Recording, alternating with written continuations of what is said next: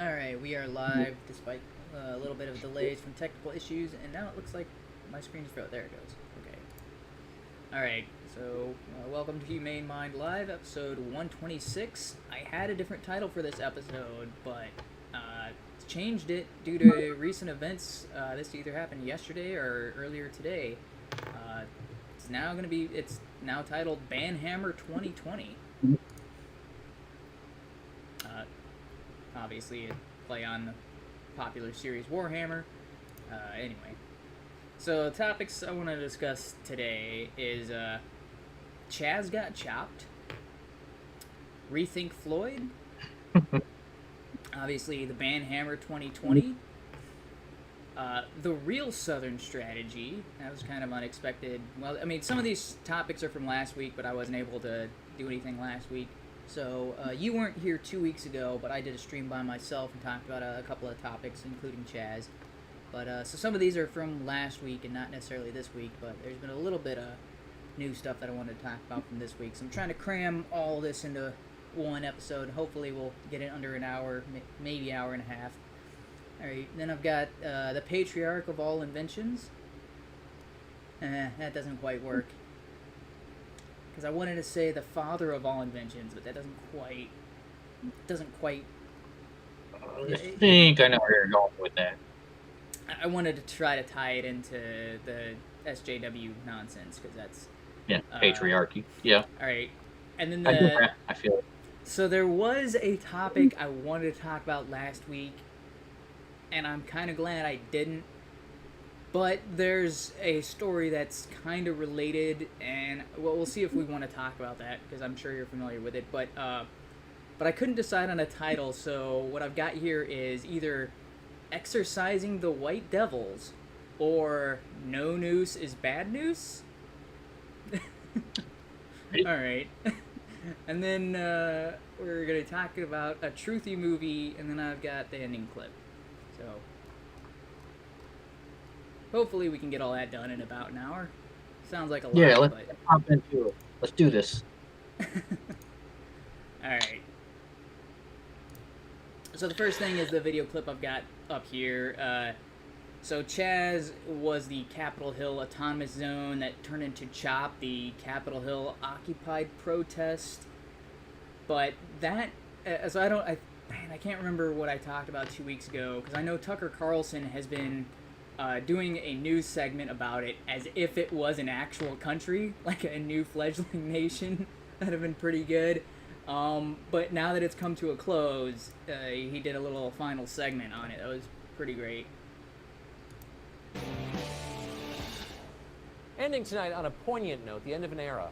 It was just 3 weeks ago that the struggling and fledgling state of CHAZ seceded from downtown Seattle, from the U.S. itself. A week later, after internal revolution, it became CHOP, but the new name didn't stop the turmoil within. After a series of killings, the world's youngest country also had the world's highest per capita murder rate. Sensing yeah, it existed for 3 weeks and already had the highest per capita murder rate. What? Yeah. That's ridiculous. I saw that same statistic and I was just going to scratch my head like, really? Like, wait. All you had to do is go 3 weeks without killing anybody, and you would have the lowest per capita murder rate. But nope, couldn't do that. You had to go all the way to the top. Yeah. Ridiculous. Because they had something like five murders within the 3 weeks. I don't know if it was 5 murders or 5 shootings and 4 murders. Because I know one of the shooting victims. Okay, yeah. So one of them is still, still alive, still like in critical condition. Yeah. Weakness its enemies pounced. Seattle Mayor Jenny Durkin, who praised CHOP just weeks ago, sent in police to re-annex the country back to the U.S. And now comes the difficult task of reintegrating its citizens into American life. Jason Rance has been... reintegrating its citizens? like they've had that much of a... Now they gotta get used to how things are back in the United States. Man, so, are they all going to be considered immigrants now? I don't know. Maybe they'll get deported. They need to take down their walls to come back into this country? No, the walls have already been taken down, so they get into that a little bit in here. Tracking CHAZ for us and CHOP from the very beginning. He joins us tonight. This is a kind of a powerful moment to see the fledgling nation disappear. It is, and I hate to break it to you, we were not greeted as liberators today, and it is kind of bizarre to figure out what we're going to do with these folks from CHOP because, are they refugees? I mean, we kicked them out of their sovereign land with overwhelming force via bicycle cops, and they did put up a little bit of a fight with their fortified borders of old couches, which, by the way, not what they used to be, because those bike cops got through them very, very quickly. They must have been IKEA. So we're going to try to figure out what exactly do we do with these folks. I mean, we're talking about a whole bunch of 20-something imbecilic, progressive, white privileged dudes who think that they basically don't have to work for a living. They can just turn to socialism and everything will be handed to them. Do we really even want them in Seattle? I think we should give them to Portland. Hunger really helps re-educate people. No one ever does that in our country. By the way, I'm glad to see us win a war definitively for the first time in a long time. Good. Yeah, that was the line. Glad to see us win a war. Dude, he actually made a very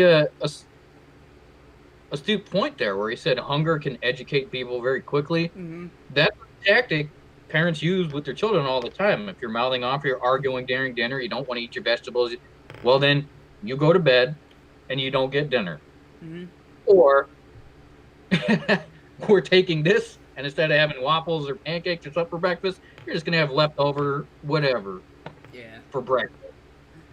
So he kind of has a point. I mean, this stuff tactics we even use to educate children is you're not going to listen, you're not going to eat. Oh, yeah. And that's the old saying. The gardens they were growing and all of that. They weren't going to eat anytime soon. Yeah, so pizza delivery guy pulling up to that place. Stopping at the little border. Yeah. It's funny to laugh at it, but it's also like the fact this was allowed to go on for as long as it did, and the fact that these people who are occupying this area, they're not from that area. They're from other places, and they came to somebody else's neighborhood, took over, and the people who lived there, who worked there, just had to deal with it, while the politicians did nothing. Now, well, the mayor said it's a summer of love. Yeah, maybe it'll last for the summer of love. Yeah, been asked about how long it would last.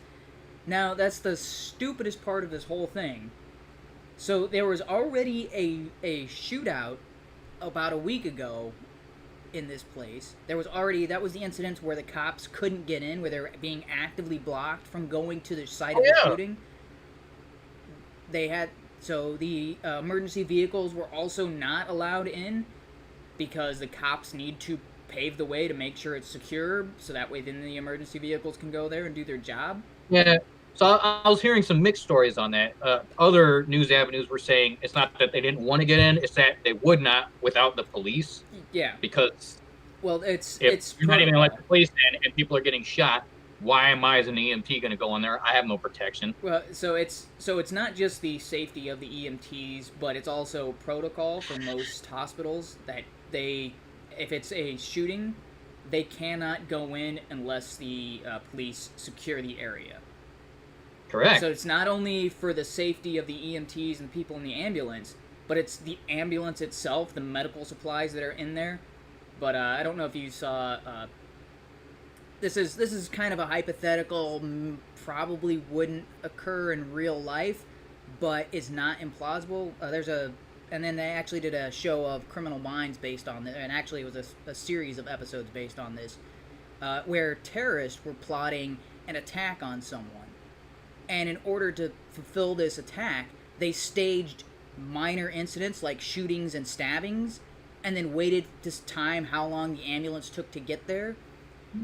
And then the goal was, okay, they're going to have one of these incidents where somebody's going to get shot, the ambulance comes along, they hijack the ambulance, and then go to the hospital, and when they're at the hospital, they deliver the payload. So... gotcha. It's one of those things it was a hypothetical scenario in the show Criminal Minds, but it was based on counterintelligence information and counterintelligence tactics. They're like, if you, and it's also based on war scenarios where this was Saving Private Ryan. It was also in Full Metal Jacket, where the sniper shoots to wound the first person, and then when somebody else goes out to help the injured person, they shoot that person. Oh, It's the same kind of tactic that the first incident is to lure whatever the real target is, and then they take over. It's setting bait out. Yeah, it is a trap. So there is. It's not. With CHAZ, that is not likely, but that is something. They have protocols in place, so that way, because if you go in with an ambulance and then someone hijacks that, well, now they've gotten a vehicle to go through traffic light. They got a vehicle that can enter areas where normally there would be a check or there would be, screening and that sort of thing. These are emergency vehicles are usually permitted through without as much of a screen as, say, like a passenger vehicle. So there are all kinds of security concerns regarding that. So makes sense. But the main reason this CHAZ chop thing was shut down was because they moved the protest to the mayor's backyard. They protested outside her house. That's the only. She thought she was her friend, and as soon as they did that, nope, now you guys are shut down. And it's very easy to see that's the trigger for the mayor. Mm-hmm. And if that's what's triggering the mayor is now that you're in my backyard, now I'm concerned. Yeah. What kind of mayor is that? She let city blocks being taken over by a bunch of radical idiots. Yeah. This could have been done the first day. About that until it was near her house. Yeah. This could have been done the first day or the first night, or even before it was taken over completely. But the whole time they've been having complaints from the people who live there, people calling police from there.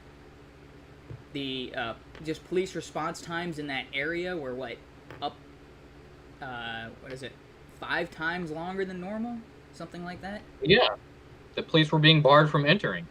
I'm saying not just in the area that was occupied, but in the entire area around that, because now they have to go around that area. And there was a police precinct that was taken over. Drive through the normal routes. Yeah. Yeah, they couldn't go through the normal ways. Correct. Yeah.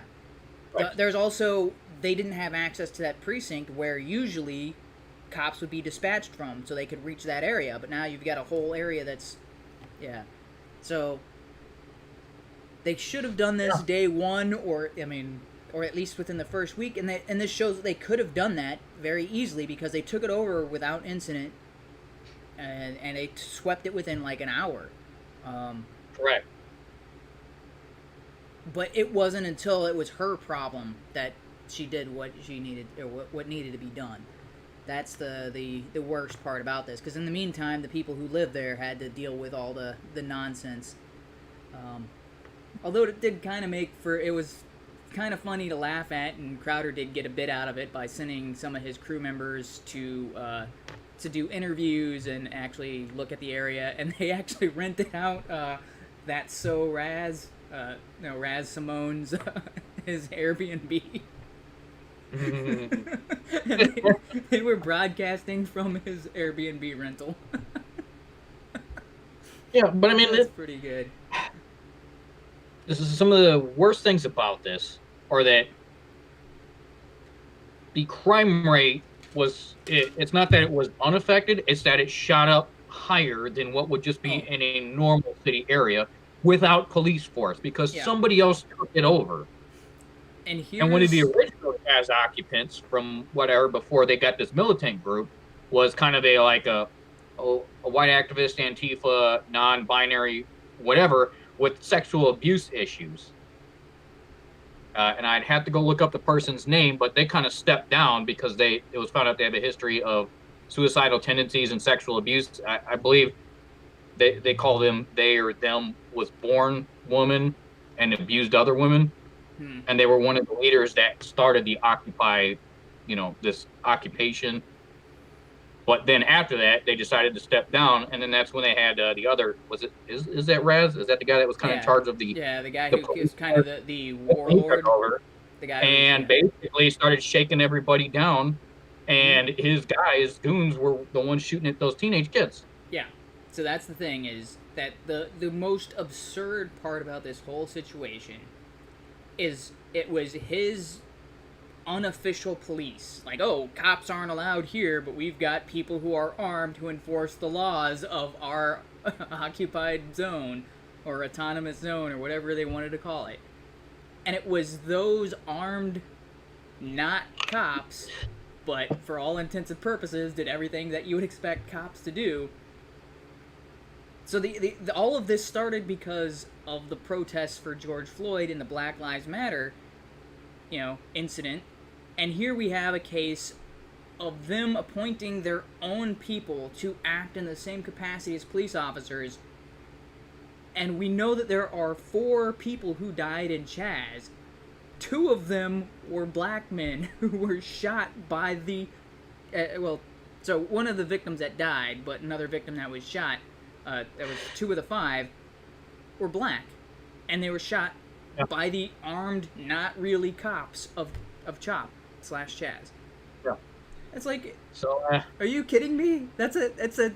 So it's a 25% of your victims murdered in CHAZ were black, and they were murdered by the cops. What I think is happening here is that it's 80% or 90% LARPers thinking it would be so cool to try this out or do this experiment, and just playing around because they're too stupid to realize this doesn't work in real life. You don't understand the amount of work it takes to raise a community, construct buildings, provide security, even grow a stupid garden. That takes work. I found out more information about the garden later, which is they threw cardboard down first and then put topsoil on top. Yeah, why? I don't know. And then some garden ninja dude took over. He looked like a Star Wars kid's skinny uncle. Yeah. But they can't even do that. It's not hard to grow oregano or parsley or tomatoes. They sprout up everywhere, and it couldn't even be done there because it's 90% ignorant LARPers, and then you have the other 10% just looking to take over something wherever they can. So once the military's gone, once the police are gone, once security's gone, they can step in and do whatever they want. That's exactly what happened. Yeah. Well, if the U.S. had a murder rate of cops, that 25% of the people killed in the United States were killed by cops, and that 25% was black, then everything Black Lives Matter would say, that would be, it's like, okay, you actually probably have an argument here. Yeah. But it's when they tried to say all cops are bad and we need to replace cops, no cops, they went up to a 25% murdered by cops and 100% black people murdered by cops in CHOP/CHAZ. That's kind of like their imaginary view of what happens amongst real cops. They demonstrated it in this area. That's their pretend world came to life in this section. It's like you got 3 potential outcomes if you're going to try and start something like this. You have your ethnic union, which is kind of what old school countries are, where everyone's kind of looks very similar, same ethnic background, same cultural history, Chinese or Zimbabwean or Norwegian or Chilean or whatever, just from wherever on the planet. And they've been around for hundreds, if not thousands, of years. Those are kind of ethnic homogenous areas, and so they get along because they already have the same principles and backgrounds. Then you have the civic unions, which is what the United States and a lot of Western European countries are trying to do, where those are established laws, protocols. These are things you can't do, these are things you can do, and these are what are protected that the government can't step upon. If you don't have either of those two, either a civic union or an ethnic union, you've got chaos. That's it. Anybody who has any modicum of power and doesn't care about the rest of you is going to step up and take over and assume the lead and do what they want, and they are now the dictator. They're now the tyrant. They're the ones in charge. And just in 3 weeks, we see that happening. This is like that weird scene in what's that? Love, Sex, and Robots, where they open the freezer and everything's fast forward. Yeah, that's what we got. A glimpse of that. Like an entire society, an entire country was born, went through all the phases, and then collapsed and was taken over within 3 weeks. Like, that's like a 300-year cycle for most countries, happened within a 3-week span. Yep. Because it was all done with zero planning and stupid kids filled with stupid ideas. Nobody thought any of that through. So. All right. And so the catalyst for all of this was obviously the Floyd incident, and so this was something that I had in my Sunday service about 2 weeks ago. So the topic of the day was talking about prejudice, and this verse kind of just stuck with me, and I was like, oh man, I've gotta talk about that. You know, and I planned on talking about it last Thursday, didn't quite work out, but it's he that answereth a matter before he heareth it. Now, granted, this is King James Version, so it's all if and all that. So he that answereth a matter before he heareth it is a folly and shame unto him. And, well, granted, during that, it was talking about just prejudice in general, but afterwards I started thinking about the George Floyd incident, and there's been further information that has come to light. And the more and more information about the situation, the more I'm like, man, I think I may have misjudged that. Maybe not like 100%, but by at least 60 to 80%. Namely, the officers involved in the situation. Now, and this kind of will dovetail into the next topic as well. So here's a section of a clip. So this is a, oh man, it doesn't have a timestamp on it. All right, 13:16. Let me fast forward here a second. Here's the problems I see, and that, so when it comes to the knee on the neck restraint, I wasn't really familiar with it. And then okay, pause that real fast. So the guy talking, this Nick Dial guy, former police officer, he's been on Stefan's show. We're doing interviews about various situations, and this is the information he found when investigating the Floyd situation. I found out it's more predominant around the world than I had any idea. Of course, I was trained 14 years ago, so it's been a little while since I was in the game. However, yeah, and I'm going to pause and put in my 2 cents here as well. When I had law enforcement training, that was back in 2010, 2011. So that would have been almost 10 years ago. And so, and my experience is not, I was not like a full-fledged cop. So I don't know what the training, if the training had evolved since then, or he also says it might vary based on the place, where the training is actually taking place as well. But to the best of my knowledge, at the time when I first saw the video, I said, this is not a common practice, this is not police training. Apparently that is the case in Minnesota, though, that is a police tactic, and they're actually trained in the use of that particular restraint. So I'll let him continue here. From what I can tell, most departments in the United States, at least, they don't use the knee on the neck restraint. A lot of them have shied away from the neck restraint after the Garner case. And I'll touch on it in a sec, because there is research regarding that. However, the optics of it, they don't even want to go into that area. But what I found out, to my surprise, is that Minneapolis Department Policy and Procedure does allow neck restraints. And that's what bothered me, Nick, when we first heard this and they said, well, they're trained that it could be dangerous or it's inherently dangerous. And it's like, that's not the same as saying you can't do it, just saying do it, but be careful. And I think it was 2012, a bunch of Minneapolis cops went over to Israel to get trained in how to restrain people. And Israel, of course, is pretty rough, in a pretty rough section of the world. And so that was my first indication. They weren't just saying, oh, man, you're totally not allowed to do that, because that's open and shut, man. That's just, of course, that's going to be an open and shut case. But if he's trained on its lawful use and it's been used over 200 times recently in the Minneapolis Police Department with no fatalities. So if they're trained in it, if it's allowed, if it's occurred before, they can't be gotten. As far as I understand it, you can't be gotten for something you're trained and allowed to do. Even if it has negative consequences, you can't be gotten just for that. Yeah, and that is a huge deal. Because, like, when I first assessed the situation, I said that is negligent homicide, or at the very least manslaughter. That changes when somebody is trained and they're like, when you come to a situation like this is the appropriate way to handle the individual. And it's stated later on in this interview, it's specifically listed as less than lethal.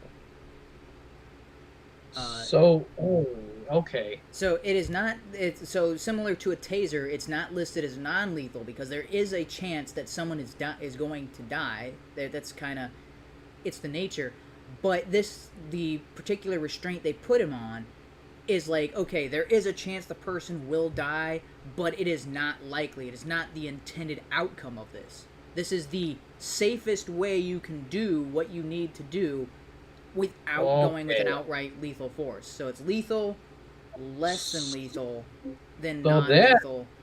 Yeah. That explains a lot. That also shines more light as to how one guy is telling everyone to just move along while there's two other guys there, because that's what they're all trained to do. And the guy saying move along was looking at this as a normal detainment method. Yeah. The other thing that has come to light since the original video and has not really been reported on, so the only person I've heard talking about this is people like Stefan, people like Styx, and Styx Hexenhammer, and a couple of others of these, not mainstream and not even as big as popular as like the Daily Wire or the people at the Blaze. It's been conservative voices that are kind of a little under the radar, or I guess more conservatives or libertarians. And one of the things they pointed out is two of the men who were there, they were still in training. They had been on the job less than a week. And one of the guys, there's videos that came out. He's asking, so the man who has his knee on Floyd's neck, his last name is Chauvin. I can't remember the first name. But one of the other officers in training asked him specifically, he's like, oh, are we sure that we need to do this? Because I'm afraid he might have it's excited delirium syndrome. And the officer said, yeah, that's exactly why I'm putting him in this position, and we're using this restraint on him. It's because we're afraid that's what's going on. When I heard that, I was like, that changes almost everything about the situation. Yeah, it's not a point of him. That would mean the guy doing the neck thing, while it doesn't look like the way I think it should be handled, it's the way he was trained. And if that what was in his mindset is, if this guy's on PCP or he's on who knows what, well, we can't let him up. That's dangerous. Yeah. So this is the most efficient way to restrain, because the instant he comes up and we can't restrain him after, somebody could be losing their life. Yeah. So excited delirium syndrome is kind of like a catch-all for people who are on drugs or have this like, or are in a rage. It's the same thing with tased 3 times and they still don't drop. Yes. Something in their system doesn't register, so it doesn't work. Yeah. Their adrenaline's pumping so high they can't. Yeah. That normal detainment practices don't work. Yeah, that was another thing. So Stefan did an entire video talking about excited delirium syndrome, and he goes through and he's got video after video of it taking about 8 or 9 cops to surround a single individual and tackle him and keep him on the ground. And this man is just fighting back, and you can see he's like in a state of pure rage. And he says, these are clips that they show cops. Like, this is what excited delirium syndrome can result in. And you're like, it's one person versus 8? And I was like... I saw a video just a couple months ago.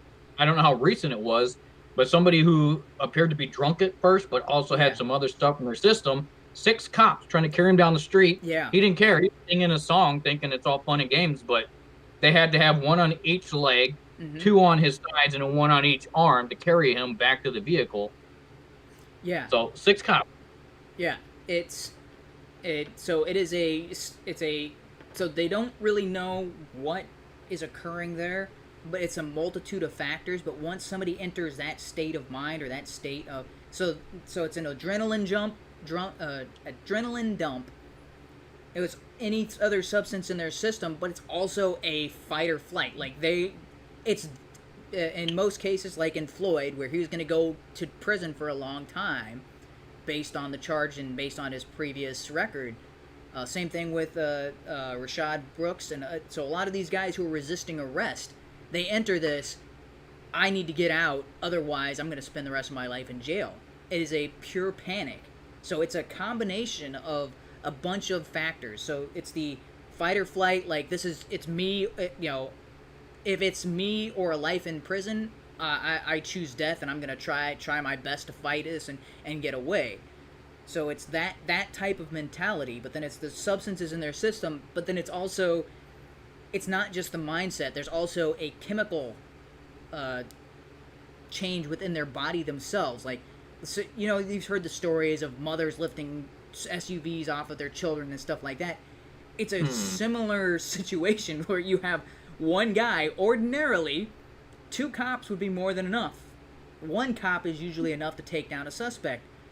But this person I've heard who's similar theories, unfortunately most of it coming from like anime stuff, where they're like, well, your brain actually limits you to what you think your physical limits are, but technically your body can go above it. Your brain normally just won't let you, but when your brain's not thinking normally, you get a mass adrenaline.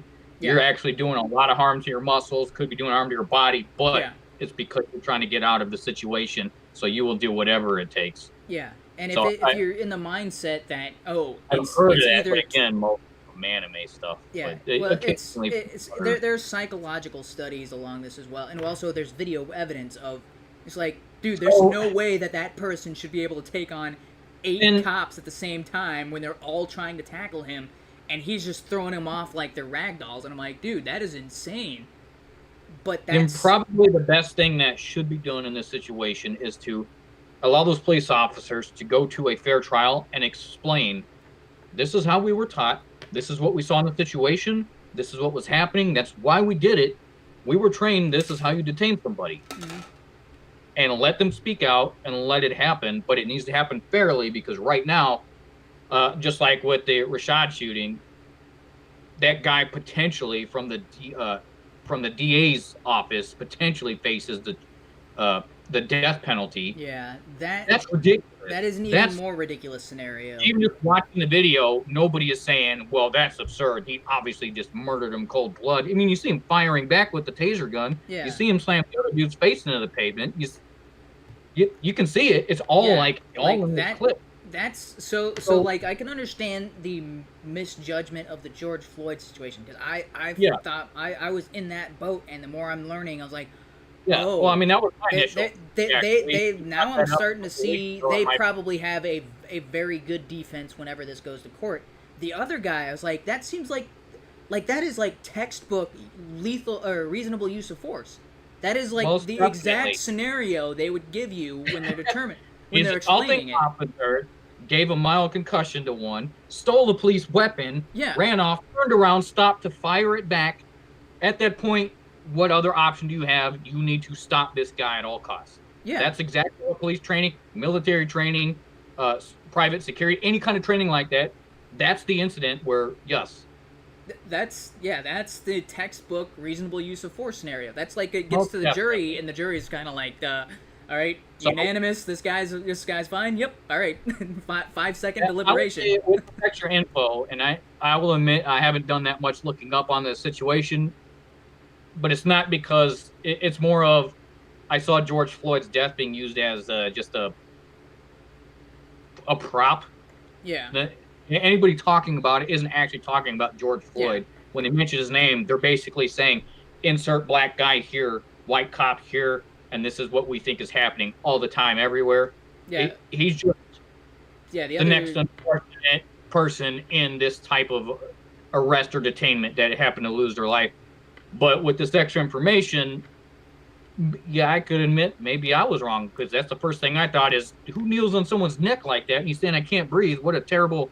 That officer definitely is doing something wrong. Yeah. There must be something going on here, but if that's how they're trained, and that's a detainment method, I'm not saying that I necessarily agree with it still. Yeah. But I can see why that officer was just following what he's told and why the other 3 were there allowing it to happen. Yeah, and so of the officers on the scene, he was the one with the most experience. He's got 18 years on the force.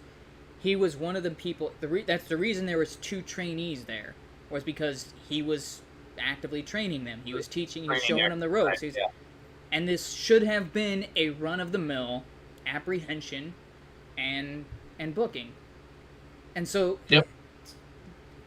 He's like, okay, this is the situation. This is what we're gonna do. This is what you would do in any other situation. Like Stefan said, is like this particular restraint, 200 other times, no fatalities. This is the only time. And if you look at the coroner's report, Floyd died of cardiac arrest. Now the coroner also says complications during the arrest. That may or may not actually indicate the cops were responsible or not. So it's being interpreted, and that was my original interpretation of it, was that the examiner's report was saying the only reason he had this heart attack was because of what was happening during the arrest, meaning the knee on the neck. That's what I took it to indicate. That may not be the case. It's the heart attack was brought about by the arrest, but even if they had let him sit on the side of the building, more than likely he would have had a heart attack because of the drugs in his system, but also his state of mind, which is, again, going that syndrome, the excited delirium syndrome. Yeah. That is the main risk factor of excited delirium syndrome, is a heart attack. I would say perhaps let's consider things this way, and from the scripture you actually brought up, we can't say how innocent or not George Floyd was in the situation. I still don't know the exact 100% why the police were there in the first place. Seems like that type of information is a little slow to come out as to what they were doing there, which is weird. Yeah. Because the other thing that's weird is they haven't released the police's body cams because the but body cams were also, on. if that's the typical training, then maybe we're looking at this the wrong way. Maybe it is a better look at police enforcement, what's appropriate training and what's not. But then we also have to look at the facts. If they've been doing this over 200 times using this type of restraint and it's been effective, and this is the first death because a guy is on drugs, I am not opposed to force being used and extreme force in some measures, especially in areas where you're detaining violent people, criminals trying to end others' lives, those who have no regard for the lives around them, just firing out randomly in the crowds. You will do whatever it takes to just take that person down. The faster you take them down, the less chance of other people losing their lives. So I'm not opposed to a certain amount of force, and you kind of have to have that in any sort of security or law enforcement. Mm-hmm. So this, I think, we just need to advocate for a fair and just trial, see what comes out, and then keep that type of scripture in the back of our mind and say, you know what? Don't judge things just based off of initial. Do investigation, look into it, find out both sides, and don't be scared to ask questions on both sides. And find out what kind of person was George Floyd. Well, what kind of person was this cop? What kind of training do they do? Why were they called out there? What led up? Let's get everything first. So you're right. Yeah. I fell in the same thing, and when I first saw that, I was like, nope, something's wrong, and that cop's doing the wrong thing. But with the additional information, I'm still not in 100% in agreement. That was the best thing he could have done there, but that's the other thing. Why he would have, if he was told to do so, just due to his training and commanding superiors. Yeah. If that's the way they're told to handle it, I get it now. Yeah. That's the other thing that really irks me about people talking about this. They say, well, because you just mentioned it's not the best way you could have handled it. And I'm kind of in agreement. I like to imagine if I was in that situation, I would do something differently. And so this is something Crowder mentioned in his show when he was talking about chokeholds. Because he's got judo training, and he's like, yeah, it's very easy to choke somebody out, and it's actually a really safe measure of incapacitating somebody. It's one of the safest ways of incapacitating someone that we know of. Because it's not cutting off their air supply, but it does cut off or reduce the blood flow. Yeah. And the body shuts down in order to preserve itself. You're still alive. You're still breathing. It's just And it actually is preventative of like more physical damage to the brain than if it was like an assault or a concussion. It's more of just your brain saying, nope, not enough oxygen. I'm shutting everything down. I need to preserve the brain. And it could be seconds, could be minutes, but it at least neutralizes the situation instantly. Yeah. So the argument that a lot of conservatives are making is better training for law enforcement, so that way they have more than one tactic available to them when they come to a situation like this. In this situation, if he didn't die from asphyxiation, then the knee to the neck obviously didn't kill him. Yeah, and I assume the knee to the neck. From whatever factors, who knows if any sort of detainment method would have worked, or if he would have just died. What if they just had him leaning over the hood of the car, which that's more typical of what you would expect from a cop detaining somebody, and that excited him enough to where his heart gave out. But who knows? Yeah. Well, so my initial impression was that the knee on the neck was slowing down blood flow, and he was also having complications of breathing, and it was the combination of the two that caused a heart attack. That was my initial impression. Now I'm starting to look at it, and it's starting to look more and more like the cops did everything they could do given the knowledge that they had at the time. But the main point I want to talk about or want to focus on is with the reasonable use of force model, you're not required to do what is best. And that's what so many people talk about. Like, they talk about the Rashad Brooks situation and George Floyd. Well, correct. And they're like, he could have shot him in the leg. For the lottery, you would be a multimillionaire by now. You can't predict the future. All you can say is, in this moment, what's the fastest way I can detain that person? I'm going to do that because they're about to hurt other people. So when it comes to the reasonable use of force, they look at, at the time, the officer's knowledge at the time, he had about 5 different choices. Any one of those choices is a reasonable choice. Anything outside of those 5 becomes unreasonable. Like, he's got these 5 choices that, he could, because he's trained in this, he could have used this, or because he's trained in this, that's an option. Because he's trained in this, that's an option. Given the situation, he's authorized to use up to this measure. But if he uses something beyond that, and if he just goes around so that's how you look at a situation where a cop takes a gun out and pistol whips somebody with it. They're like, that would cross that line into unreasonable use of force. He's not trained on that. He's not shown that that's a valid tactic. That is a reasonable response to a situation. I think prediction from this trial going forward, if they can get an unbiased jury, which nowadays I think it's becoming more and more difficult. Yeah. I think that would actually make sense in a court. However, I think the very loud vocal minority will only accept one answer, and if any other answer is found, we're looking at more riots, more chaos.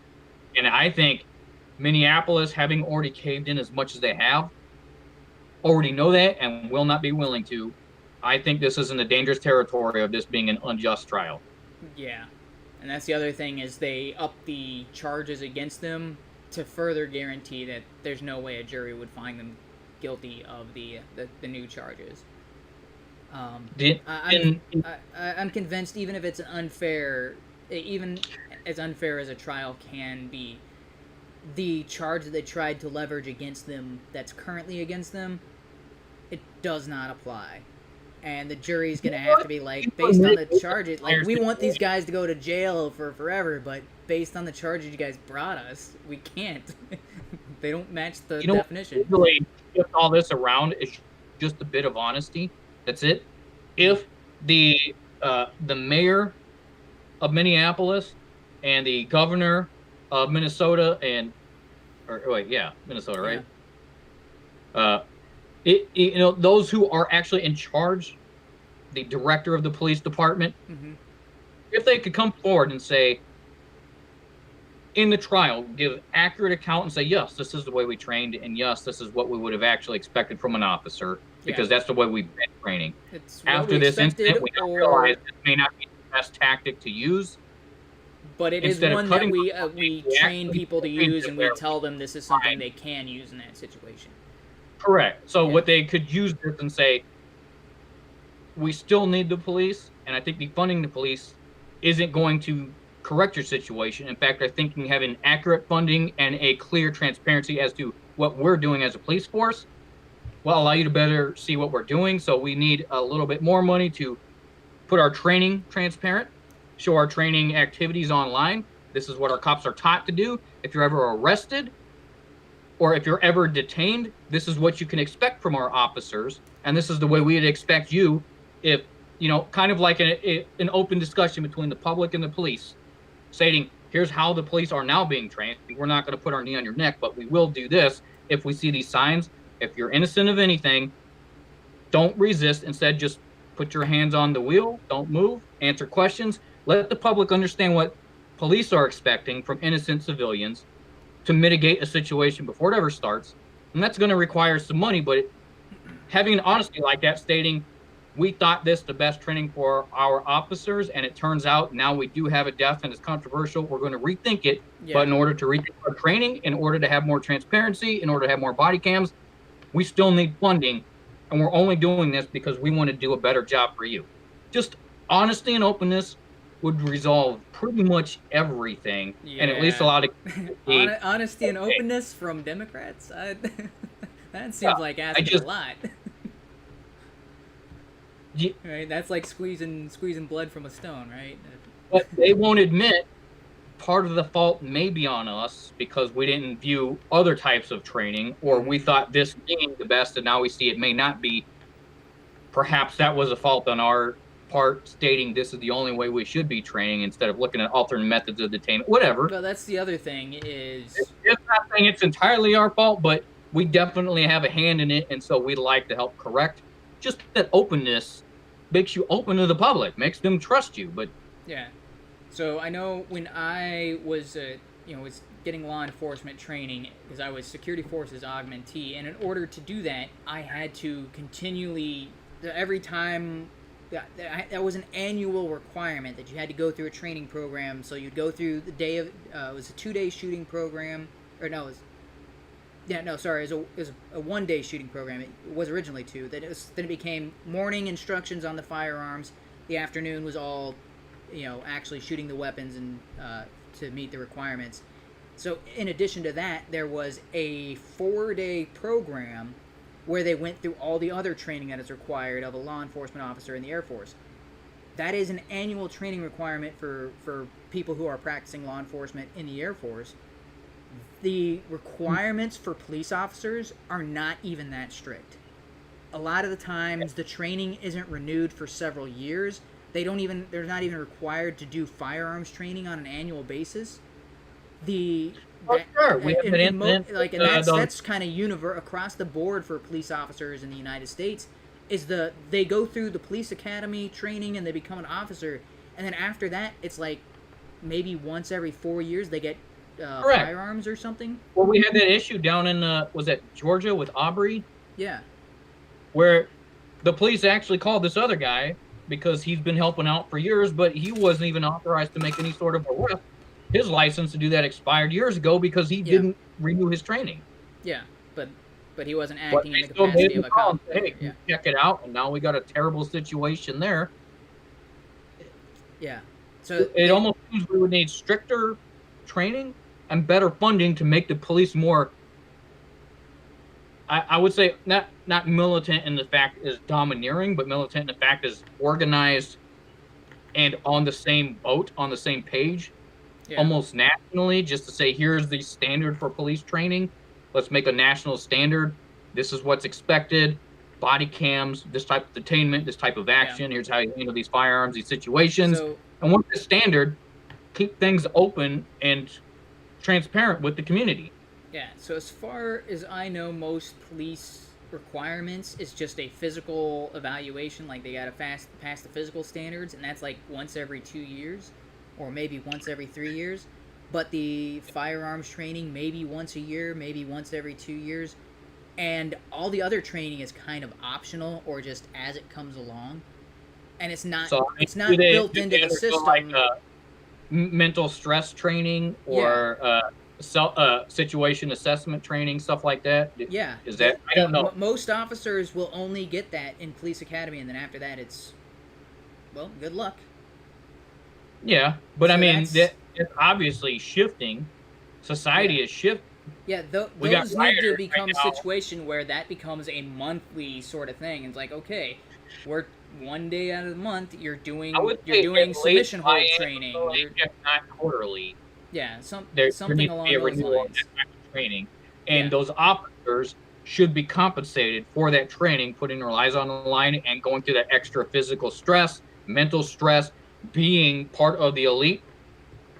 But then we now have open transparency on where that money is going, Yep. what their training is. If we have a nationally standardized program, And- there are so many other things that could be done legally, Yeah. lawfully, peacefully, and transparently versus this riot garbage and versus all, mayors and governors saying, well, one bad cop wasn't us. And I guess the most interesting part of that particular, the training situation is that's kind of the par for the course, or that's kind of the status quo for private security. They hold themselves to a higher standard that police officers should be held to. A lot of these private security firms, they do have quarterly or monthly requirements to maintain because their if standards. you just trust the police to provide that security, why would you hire private? Yeah. Private security is kind of the step up, saying, And it's, police are nice to have there, but yeah, if they arrive 3 minutes late and I don't have a guy on the grounds right then, that's too late. Yeah, and that's also why a lot of the private security firms, they can make claims like our death rate or death, the suspects or the detainees, the amount of people who die under our supervision is much lower than the average for police and even FBI agents in the United States. They can go and make that an advertising point. It's like, yeah, we have a much more effective rate of apprehension without killing the suspects or without causing severe damage. Here's an odd question. In the private security forces, from my understanding, is there are some police backgrounds, but the vast majority is military background. Yeah. But by a large amount, most of them are ex-military. Yeah. Usually either MPs or frontline foot soldier, kind of on the ground. Arms. There are a significant amount of prior security force, it's not security forces, special forces, like Green Beret, Rangers, Navy SEALs, and things like that get approached by these private security firms.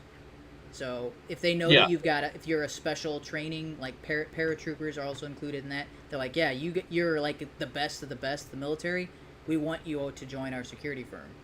They actively. So then it would almost seem that we're sinking a bunch of money into the military because it's looking at national defense, and they are organized. The military, the training, it's the same. It doesn't matter what boot camp you go to, you're going to get the same training. They got the same curriculum. Yeah, some stuff they kind of blow at spending. I don't know. Let's see. Air Force is for some reason 2 weeks shorter.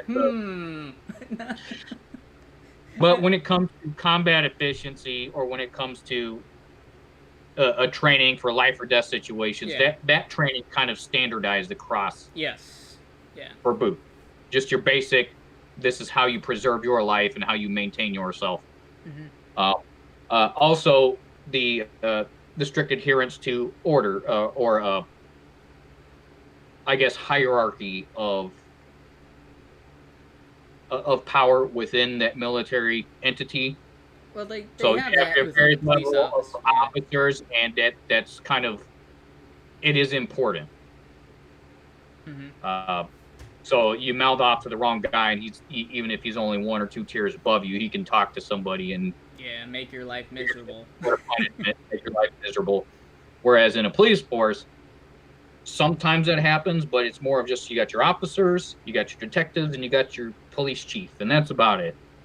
There's a couple other captains and majors and stuff in there, but the main thing that I saw that is different, or at least from what my perspective is, because I've never been a police officer, is the different tiers usually back one another up in the police force.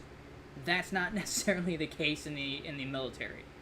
There's right. So if you're not a detective or not one of the higher ranks, and you're and somebody does something wrong, everybody pulls a "I'm Spartacus," "No, I'm Spartacus" moment, or whatever, or they'll cover it up, and that's just my understanding based on what people are talking about, the thin blue line and all cops matter or cops' lives matters and all of that sort of thing, is there seems to be a loyalty that may not, even when somebody is clearly in the wrong, there's that loyalty.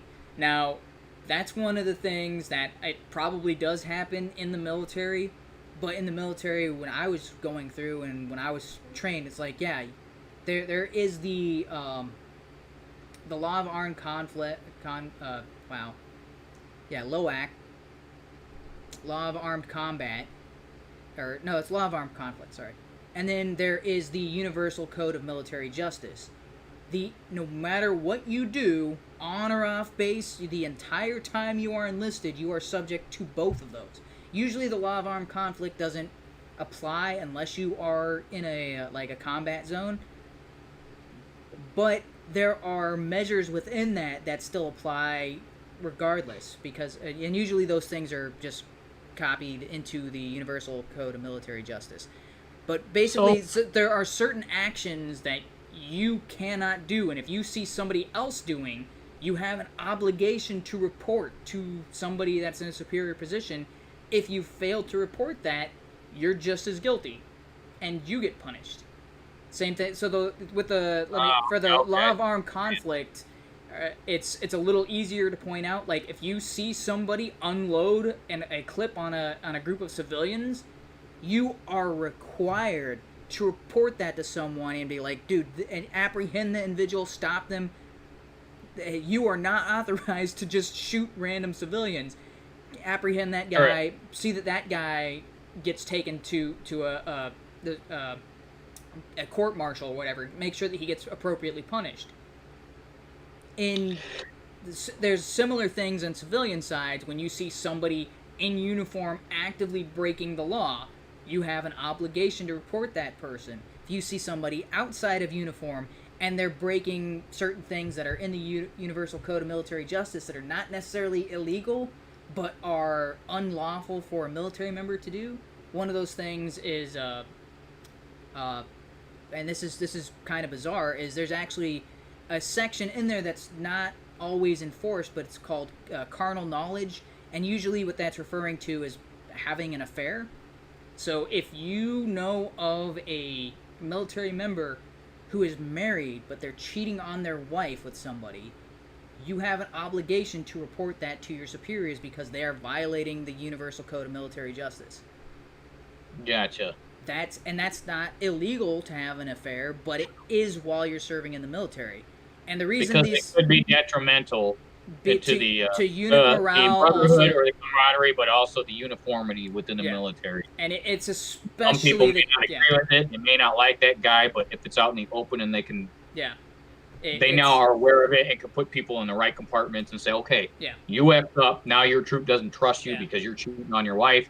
You can't serve with these guys. Unit morale, blackmail, and it's also really prevalent overseas where people are not around their spouses and they're sleeping with foreign nationals, and that's a security concern as well. So correct. They're just like, just cut all of that out. We can't have any of that. So then it would almost seem okay. And I know you were trying to keep things short, and we're now like an hour, 20 minutes in. But it would almost the rest seem of it's pretty short. So that common sense, transparency, and actually providing some sort of alternative where we have examples saying, here's a more effective way of managing a troop or a regiment, or here's the way the military does things, but they've got a lot of funding, obviously. Mm-hmm. Now, what if we increased a bit of funding for police training so we are all on a universal standard of police training? Each city can maintain their own standard, but it's almost like the Better Business Bureau, right? You don't have to be a part of it, but if you are, it's that flag of, I at least have this basic standard.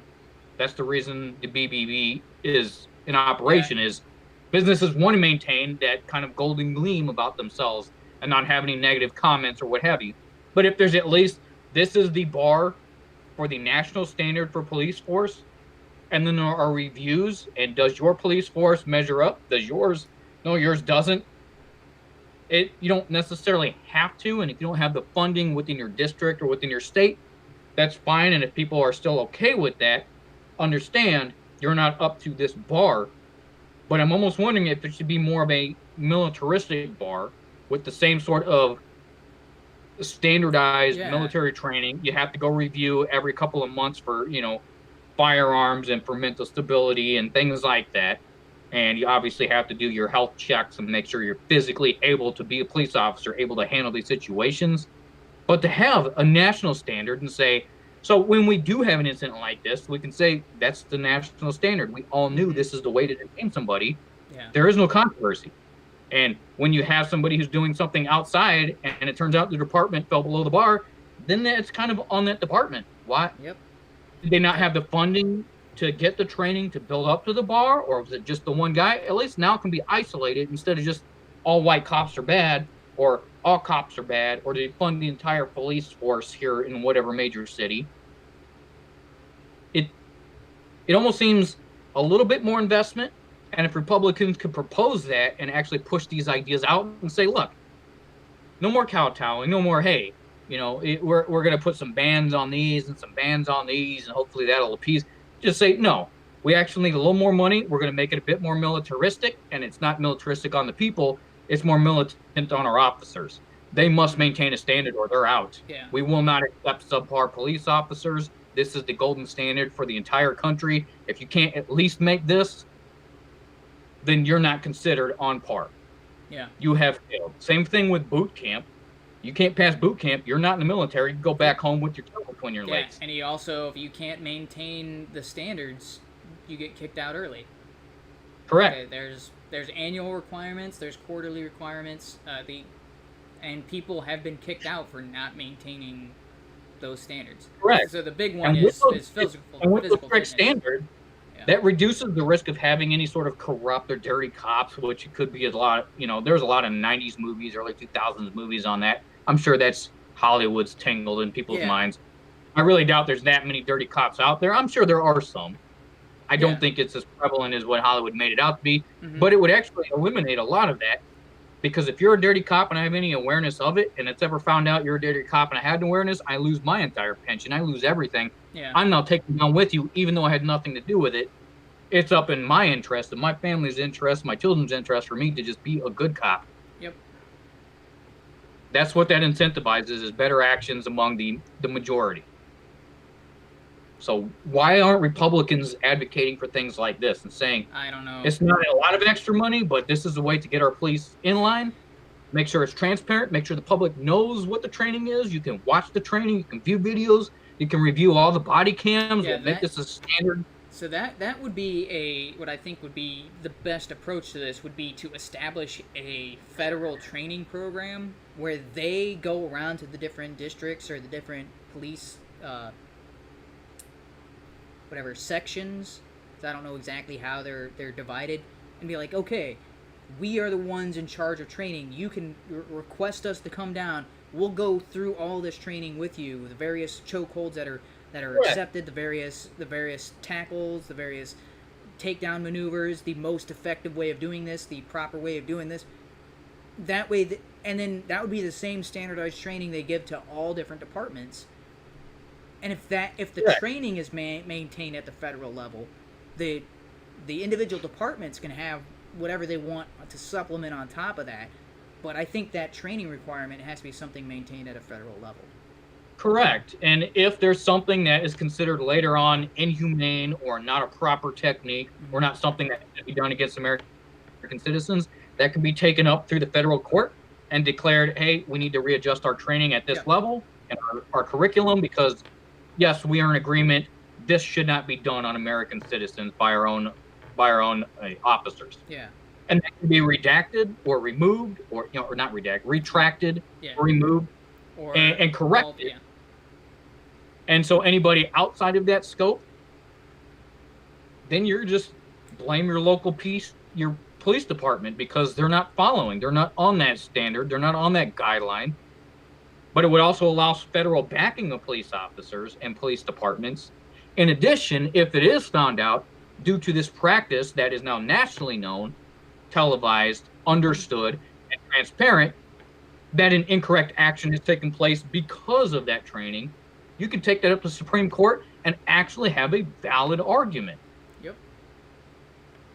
It would put the entire government behind you, stating, we all agreed to this, we knew this was out there, and you were in a circumstance where there was a flaw and you found out you are right, we're wrong on this, we will fix it, and we will compensate the best we can, because it's now a federal issue.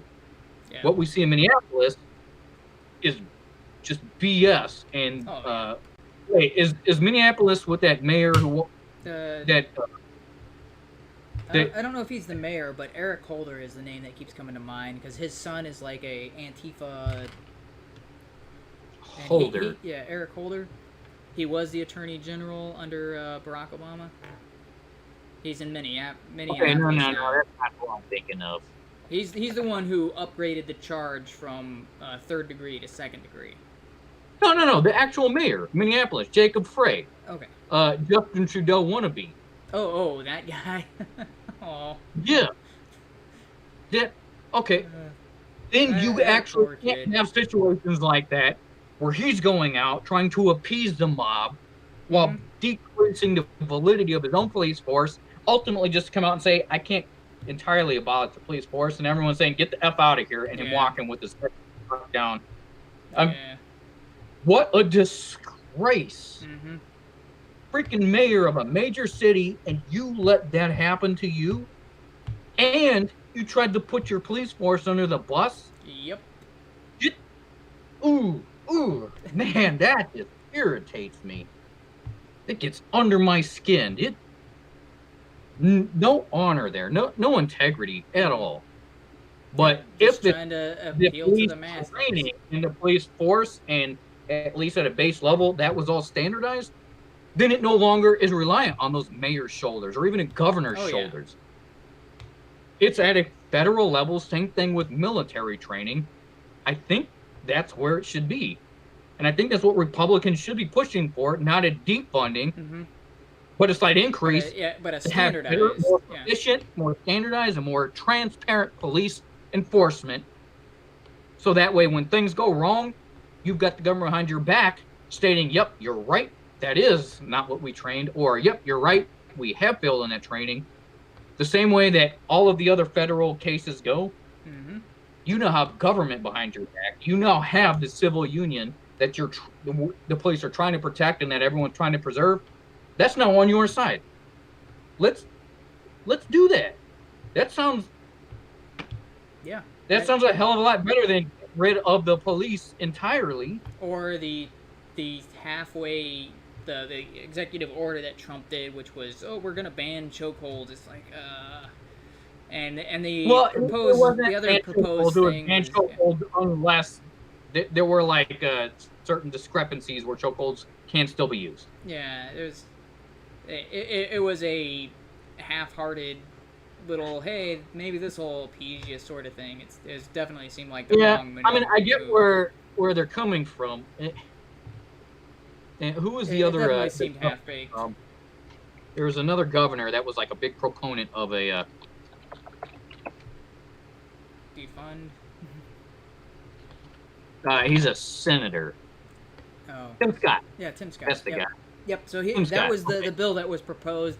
That seemed the Trump's proposal seemed a little half-baked. That one seemed a little. It was like, okay, that's not gonna solve all the problems, but at least that's a step towards what we could kind of agree might be a valid solution to the problem. Correct. And I thought it was awesome. He stood up and he's like, look, you may not get 100% of what you want, but at least you can get like 70, 80% of what you want. And then go ahead, let's have the elections in November. And if you win the elections, then work towards the other 20%. Right now, you're telling us, never mind, we're not even going to discuss it. We want 0% of what we asked for. Yeah. What is wrong with you guys? And then to have, was it the same day? No, it was Nancy Pelosi said it was, they were politicizing the whole thing. It's like, oh. Correct. What? And that the blood of George, they are basically the murderers of George Floyd. Yeah. What a, the worst. What is happening in the Senate and in the House? I don't know. Just the Democrats overall have lost their minds.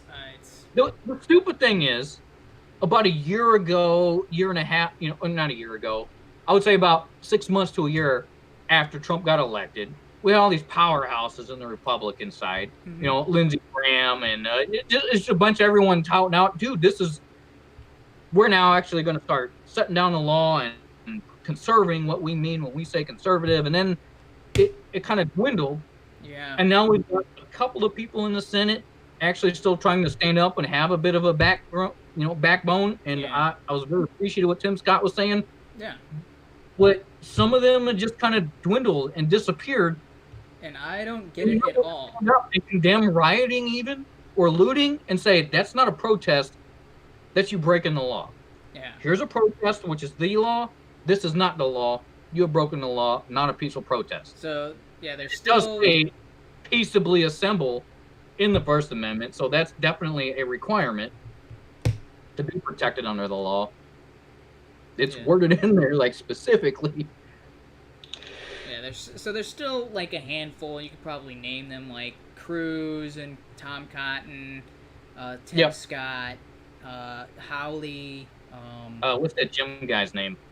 Sometimes I haven't heard of him as much. Jim, he's like a shorter guy, but I thought he was from the southeast. I'm not sure. Jim. Oh, what's that guy's name? Jordan. Jim Jordan, yeah. And so there's Matt Gaetz.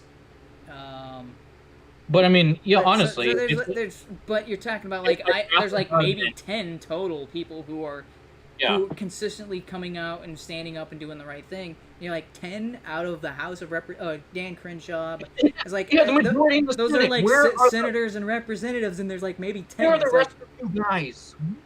The Republicans have a majority in the Senate. Where are you? Why can't you denounce, the looting and the rioting and actually make a statement? No, that's not protected under the Constitution. No, that's not peaceful protest. This is a peaceful protest. That's not. Yeah, I like Why that. Why can't you make that kind of statement?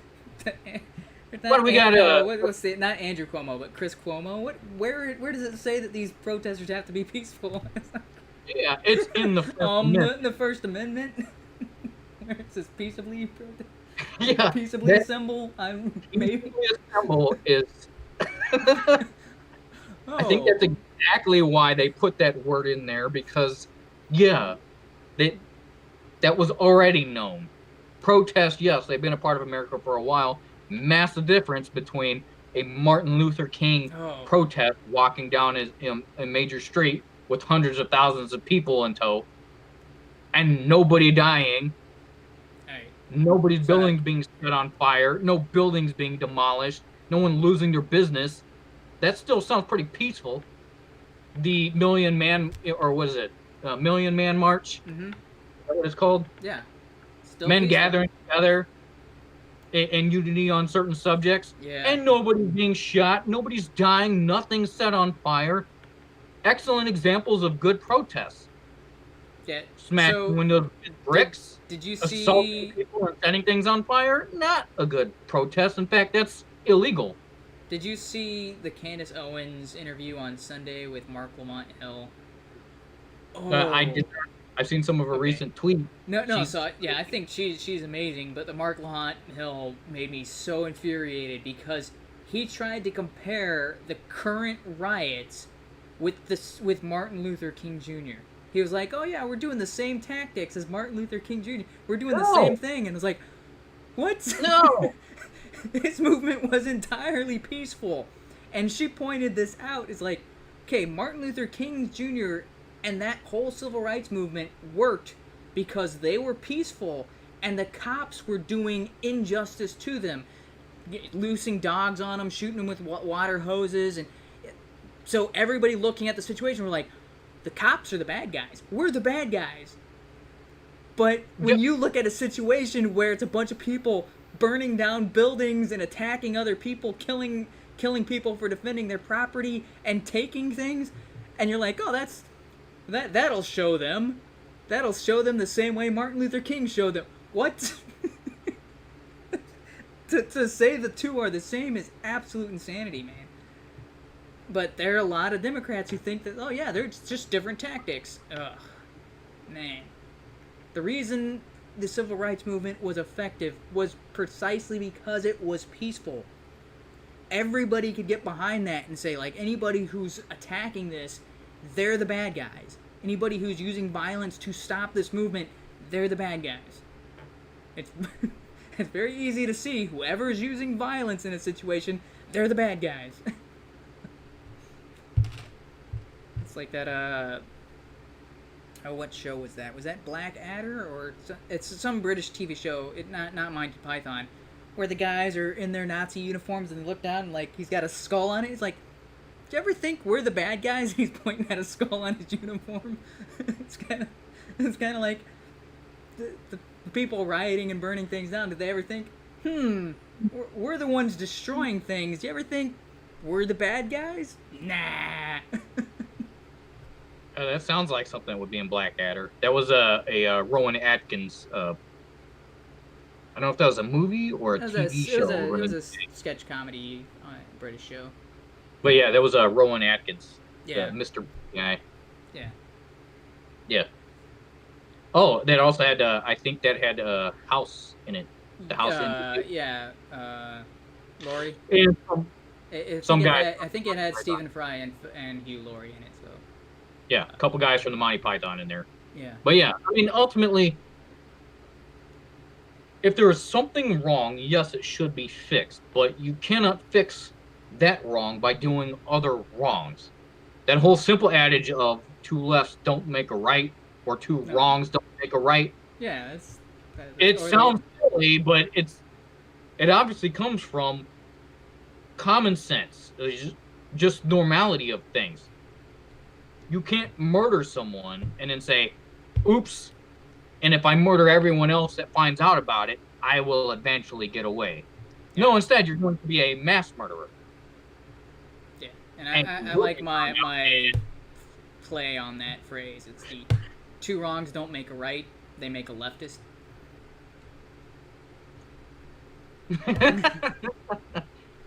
Yeah. I enjoy that. But ultimately, if you're hurting people, okay. Yeah. So I guess two types of thought on this, right? Mm-hmm. You have your ethnocentrists, and then you have your non-ethnocentrists. The non-ethnocentrists should very easily come to the idea, if you're hurting just people, obviously because you view people as just people, not as an ethnicity or any ethnic groups, then you're hurting people. So by hurting more people, how are you saving other people? Or are you just one of the other people that is hurting? You're one of the bad guys that's continuing to hurt. Now on the ethnocentrist side, I could see where you're stating I'm hurting those outside of my group. I'm hurting them for our benefit. So therefore, we are becoming stronger. Yeah. That mentality, I can see, could spur that thought on. But it's, again, you would have to have that type of viewpoint.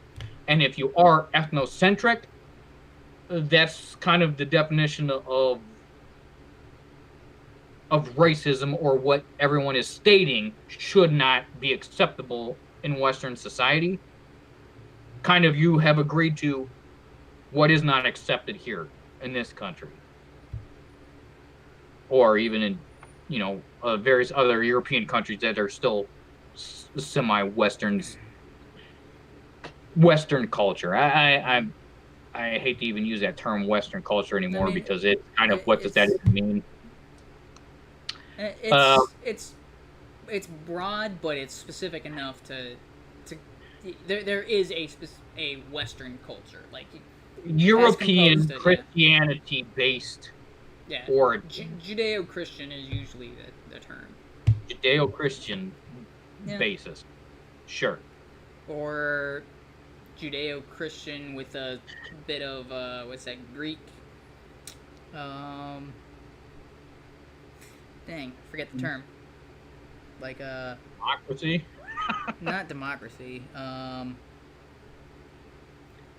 The weirdest thing is everyone equates democracy to the Greeks, and yet some of their highest or more quoted philosophical educators were like, nope, democracy is the rule of the mob. Yeah. This was a bad idea. Even in their own society, they're like, nah, not democracies. Democracies are dumb.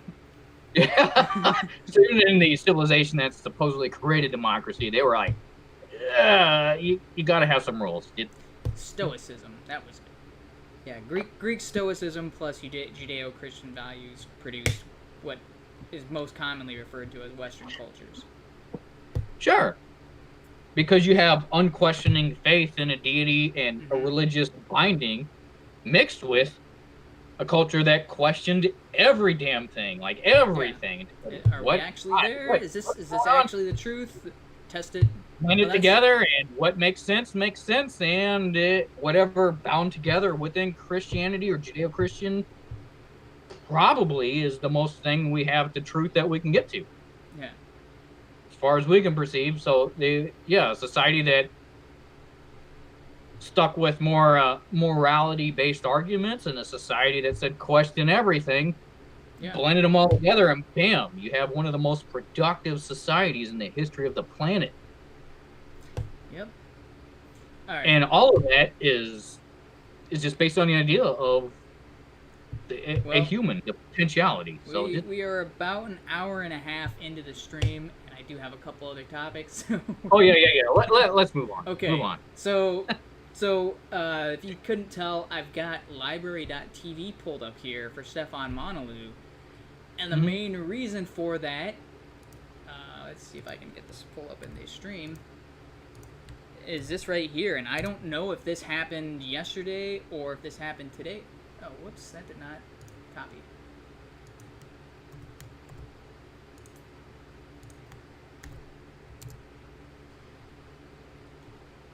Yeah, so, Crowder's still up. Stefan Monalou is gone. He had over 1 million subscribers, over 100 million downloads on his free domain radio. He's usually in the hundreds of thousands of views per episode on YouTube. So they just wiped it all? They took everything. Now, thankfully, he has a library account, and he's got BitChute. Is he doing something like BitChute? But he's had the free domain.com for years, and his videos and podcasts are available there as well. But his foothold there is a fraction of what it was on YouTube. And it says this account has been terminated due to multiple or severe violations. 10 years on YouTube, not one strike that I know of. This is ridiculous, because his entire channel is just him asking questions. Like, just questioning. Even when you think you're like, dude, this is a very obvious answer, he's still sitting there asking the question. He's, I wouldn't say he's milquetoast. You can tell he has his opinions and his thoughts, but he's doing what philosophers are supposed to do. He's pursuing the truth, and he's trying to get there. He's like, and he's applying things that he knows and promoting hate speech in any manner. I don't know. So this is something. This is very there. So he was like 1 million subscribers is huge on YouTube. There are very few channels that reach that. But he was getting, like I said, hundreds of thousands, 200,000 per video. But I don't know if you saw that video on Library had 100-something views. That video on YouTube on BitChute has like 1,000, and I'm like, I know when I saw it on YouTube, it was in the 50,000 range, and I saw it like within hours after it came out. I was like, his videos usually get up to 200,000. And you're talking about like if he's getting 1/10 of what he used to get, and on Library he's getting like 1,000th of what he used to get. I'm like, man, that is a huge blow to his ability to reach people. So I'm glad that the videos are still up there and they're still available. But man, that is this banner where he's been terminated, or the account has been terminated to multiple or severe violations. meaning it's probably not multiple. It's on the severe range of YouTube prohibiting hate speech. I'm very certain that did not come out of his mouth. It was not somebody was asking him a question or asking him his thoughts. I think it was regarding the Floyd situations, because he's been digging into that. He's been talking about that situation, and I think that's what, because I've been watching. I pretty much watch every video that he comes out with the exception of his radio show. Yeah. Okay. So. This is really freaking disgusting. So on one hand, we can have like childhood fantasies and Sleeping Beauty and Snow White and all this stuff and what kids are grown up with. And then everyone starts questioning and saying, well, what if the good guy was the bad guy and the bad guy was the good guy? And it was like, what an awesome theory. And then you talk about the same thing in real life and say, well, what if that guy's not as bad as you thought? And what if the good guy who you're proclaiming as a champion isn't? Hate speech. You're shut down. You're gone. Yeah. Not going to listen to it. You're not even allowed to discuss it. We won't even provide a platform for you to discuss. Yeah. And there's the other thing is he had, so according to him, no email notification, no pointed out video that was supposedly violating this hate speech. He's unaware, based on what he's presented, unaware of what the actual violation was. And that's typical for these companies. They just, terminated. Well, we're not going to tell you why. After watching Crowder for a while, what they do is peg you for a violation. Then your legal team has to go fight them until where they say, okay, yeah, I guess we were wrong. And then they'll let your stuff back. But by then, the damage is done. Yep. They're doing the same thing here. So, yeah, that's the other thing is, even though I'm technically subscribed to his channel, if his account does ever get restored, I am fairly certain that he is not going to have all of his subscribers. They're going to have to resubscribe. You're going to have to go dig it back up. They're basically going to make them start from scratch again. Yeah. Yep. So it's possible that they could restore all the previous videos that were on there, but knowing what I know about YouTube, that means all the comments are going to be removed, all the views, everything, all the statistics for those videos will also be gone, which means they're less likely to show up when people are doing searches on similar topics. Because while the algorithm is manipulated, it still does work along the lines of, if you're looking on a specific topic, it goes for the videos that have the most views, or that were the most popular, that have the most upvotes, that have the most interactions. That's still a factor. Most views most recently. So if your video is gone for a week, and then you come back 2 weeks later, you're not even going to get half the views you normally would have. And so, I can know that that's how the YouTube system works as far as comments and all of that, because if you change the name of a video, it drops all the statistics for it. Correct. So you can't modify it after it's launched. Yeah. Otherwise, it's a different video. Yeah. None of the statistics count. So it stands to reason, if they did restore his channel and brought all of those old videos back, they would lose everything associated with them. Because the same logic on changing the name is like, well, you deleted the channel and deleted the videos, it's going to treat them like new uploads. Why is it? Okay. Probably going off onto the loony end of... More than likely, he's not going to get his channel back. That seems... Alex Jones got kicked off, never got his channel back. Gavin McInnes got kicked off, never got his channel back. And nobody knows why Gavin McInnes got kicked off. I would say, even if he didn't get his channel back, why is it that those who own these types of social media platforms, those who are at the top, and the companies that... Why are they so adamant to shut down certain types of speech, even if you don't like it? Now, there are certain things I can see to, murders, like, the death, whatever, where you see people getting beheaded or whatever, just killings. I get it. That's kind of prohibited in just about every country on the planet. You don't broadcast that. Rape and sexual assault, stuff like that, I get it. But somebody asking questions, even if you think they're asking racist questions, why not just say, well, that's a racist person and I won't go back to their channel? Why? Because that's why not can't enough. People do that on their own? Why do these companies feel that with their wealth and their intellect, that this is the way things should be done. Well, if you listen to what these people say about these sorts of things, and like the articles that was written about, oh, YouTube's leading people towards the alt-right. And it's like, it's the idea that the majority of people are stupid and can't think for themselves and will just blindly follow whatever they are handed.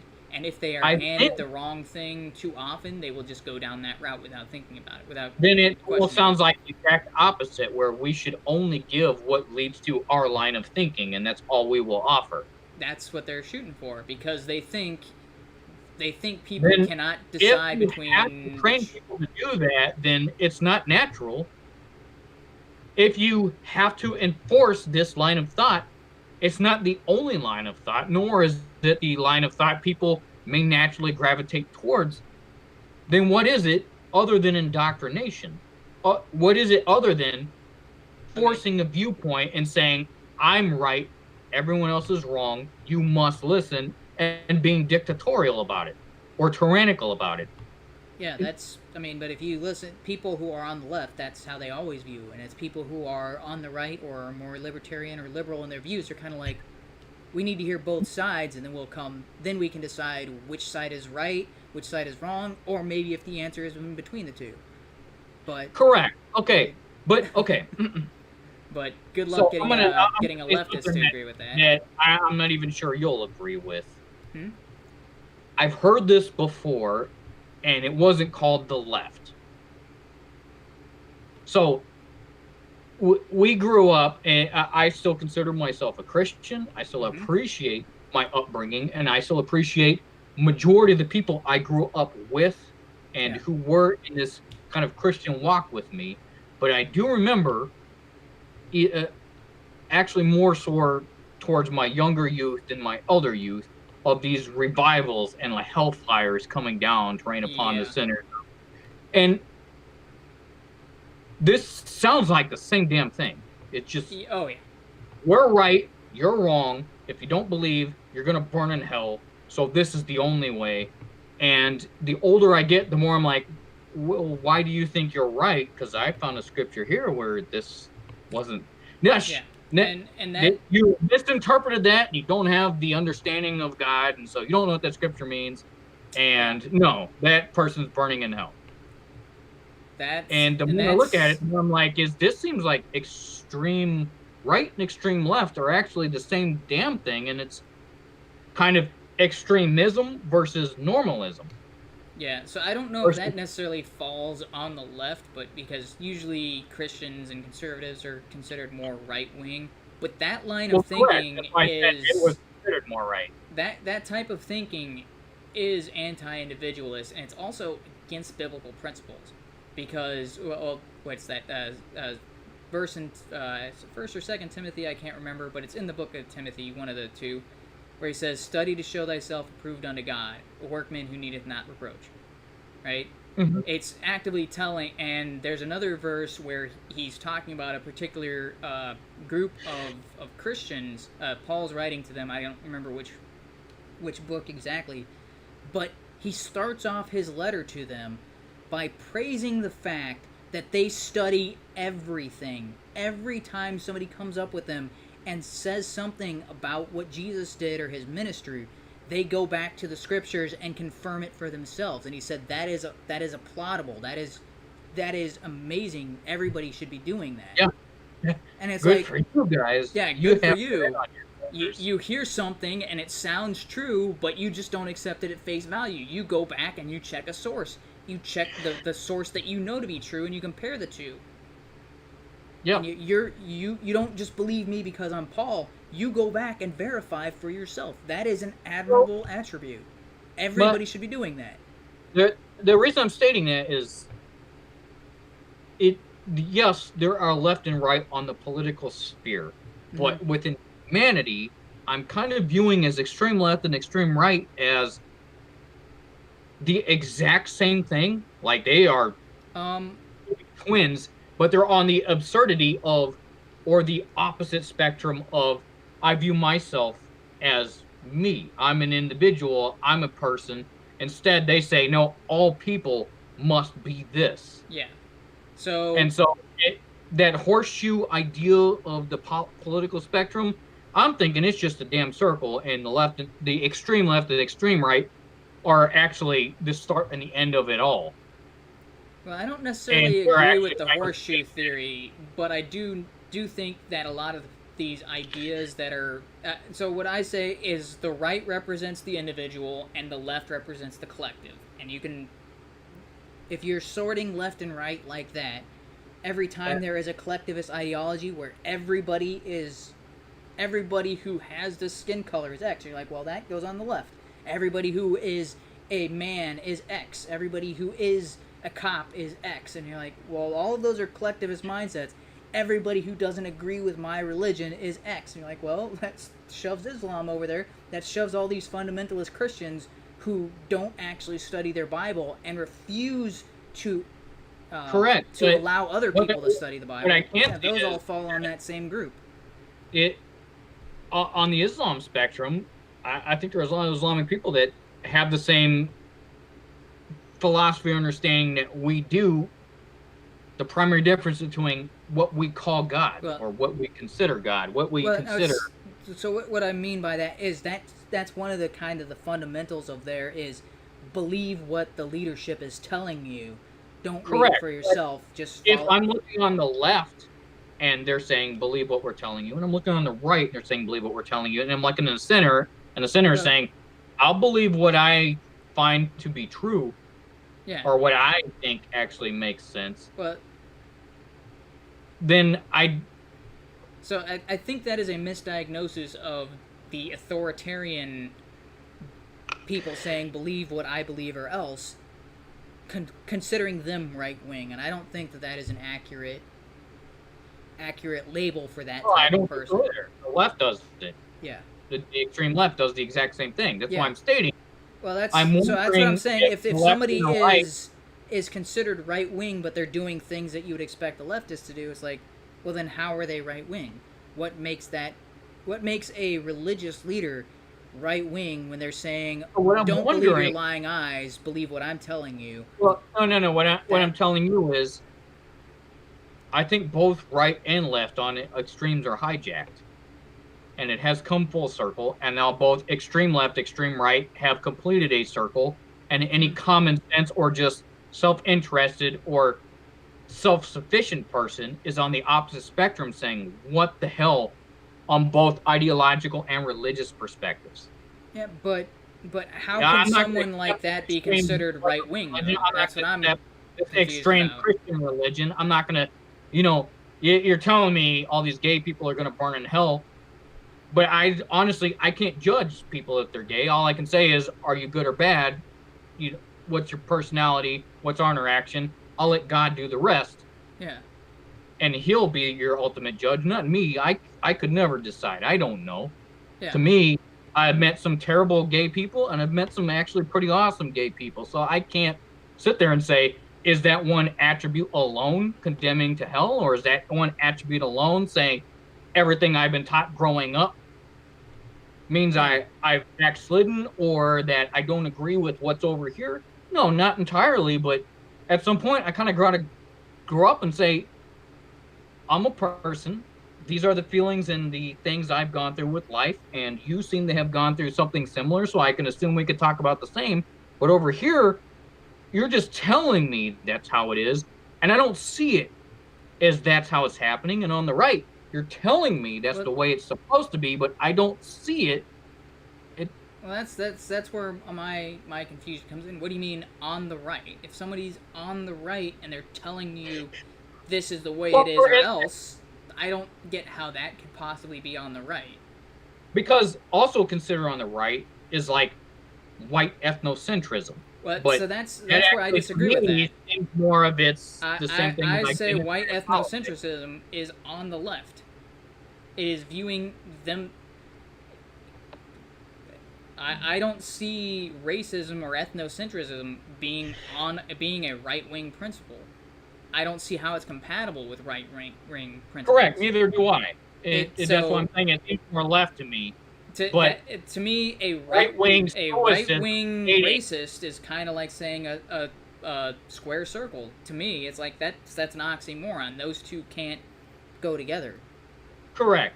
So to me, it almost seems ethnocentrism is entirely left, whether or not you think it's white supremacy or black supremacy or not. Those are all actually in the same category, and it's identitarian politics on the left. On the right, what I do see is totalitarian understanding or a dictatorial. This is set in stone, and this is the way it has always been and will always be. You're not allowed to change this core. So again, when I was talking about gay people, is in Judeo-Christian society, that's considered an abomination and a terrible thing. And maybe the act is, or what constituted the change from the heteronormativity, that's fine. I can kind of grasp that. But again, having met some terrible gay people in my life and some actually pretty awesome gay people in my life, I don't want to be the guy in the middle trying to judge either. Well, I'd rather just say, I'm not going to hate you for that. And in fact, I can be your friend and still talk to you. But when it comes to your own soul essence, I can tell you I don't like it. It doesn't make sense to me. But I can't be your judge. But yeah, that's if you're following biblical principles, you're not supposed to be anybody's judge regardless of the situation. But that's what I see more on the right, is more of a judgmental perspective. Yeah. As in, we are told these things, these are law, these are doctorates or dictates. Therefore, anything outside of these is an abolishing of what our doctorates are, or it is an abomination. So, I guess I would put white ethnocism on the left and say that's identitarian politics and more group mentality, whereas I would view on the right more strict religious or old school understanding and strict adherence to it. But I don't agree with that necessarily either, because at some point I kind of got to wonder, I don't know if it was for that time, or if maybe it's a mistranslation, or maybe if there were certain individuals that were considered to be mouthpieces of God that were still human and could have. I get the overall intent. I read the Bible and I don't look at it and say, well, look at all these fallacies. I read it and say, this is inspiring. This brings me closer to not only myself feeling better, but able to trust and interact with human beings, because we're all God's, we're all God's children. And I think we kind of touched on this when we were talking about the Groyper situation. If you're following the examples from the Bible, and Jesus Christ is the example that everybody should do their best to try to live up to the standard he set. He's the ideal, and that's what being a Christian is, being Christ-like. So if you're looking at him as the example that you're trying to... He went to parties with the with publicans, tax collectors, fishermen, adulteresses of his day and age. Those were the outcasts and dregs of his society. So much like those would be the modern day equivalent of vagabonds and homosexuals and transsexuals, all the LGBT, Jesus would be going out there and ministering to them, because he came not to save that which, the healthy, but to seek and save that which is lost, right? He's a physician for the unwell, and that's the group that needed him most. He didn't shun him and say, oh, you can't join. No, he went out and hung out with them and called them his friends and tried to teach them a better way of life, and was trying to teach them how the actual kingdom of God. That's his entire life ministry, was talking to those people. All of the higher than thou, you're not following the laws the way they're written. Those were the bad guys. Those were the Pharisees and Sadducees of... Okay, so then my question for you would be, if you can see an extreme left, what do you see as being right and extreme right? Well, that's where I say I think the extreme right is the good, but because that horseshoe theory I can't wrap my mind around, but because I'm seeing the extreme right as being the most individualistic, but it's not. It has to be putting morals above written law. That's the extreme right to me. That's the anarcho-capitalist who say, Gotcha. Okay. Moral authority is superior to any type of law, any type of government, any type of authority. So, and I see a world where Christians who believe that God is the moral law, and then secularists who believe that moral laws exist, but we may not know what they are, but we need to find what they are. I think those two types of societies what we have exist. here is me and you, and probably I would say we agree on a lot of stuff. Mm-hmm. But if we can agree on what's right, as in right versus left, political or moral landscape, how many other people are confused as to what the hell that means? Because on my perspective, that's not the way I view it. Yeah, and so to me, if that's the way you're viewing it, then I'm sure there are other people viewing it the same way you do and saying, why do you keep calling it alt-right? All I'm stating is I think everyone just needs to do for themselves. I think everyone needs to take a step back and just view their own morality and what's right or wrong within themselves. Not within themselves. Because then you get to that's when you get to subjective morality. It's basically taking responsibility for who you are, learning what's good and what's bad, learning on a moral scale, this is just, this is unjust, and actually adhering to it. Yeah. You're viewing the more adherence you have towards justness, morality, uprightness, and individual responsibility is a core who you are and your own responsibilities is what you would consider far right. To me, that's not the picture I get thinking of far right, and probably because I'm engaged in politics a bit after you, and so I'm constantly told, "Hey, this nationalists, ethno white nationalists are on the right, and then this is on the left," and I'm saying, nope, they're kind of the same damn thing. Yeah, it's just pick a color. My main problem you guys are talking about the same TV show. You're just picking different characters. You're still talking about the same damn show. My problem with that perspective on what it means to be right wing and what it means to be left wing is that it shifts so much. It's inconsistent. Correct. And it depends on what area you're talking about. Where that's right wing and that's left wing, and I'm like, that's the terms become really meaningless based on the way that they're typically used. So I would like to position this or proposition this before you, and I will try and do the same to stop using left and right wing entirely, because it is now I think becoming arbitrary, or it's like most things that it doesn't determine or define any sort of aspect of the argument, and so therefore it provides no benefit even bringing it up. Well, they do clearly define. If you're looking at what the left represents collectivism and the right represents individualism, and the further you go right, the more individualist you get, and the further you go left, the more collectivist you get. Again, that seems very, very easy to understand and very. That's if you're taking only the scope of individualism versus collectivism, of which I'm very much opposed to collectivism. Yeah. I can't stand it. That seems to be the only standard you can consistently apply it. So obviously, we're on the same boat in that regard. Yeah. But I don't also picture individualists as being right. I picture that as being centered. Yeah, I don't know how they can be centered. Again, that is some areas where we can have we could probably have some offline discussions or even next week discussion. I don't want to extend things too far, but it's not that we're both disagreeing that individualism is a bad thing. On that point, it's just, we're just agreeing on how they should be accurately represented. How it should be praised or dictioned. Yeah. Essentially.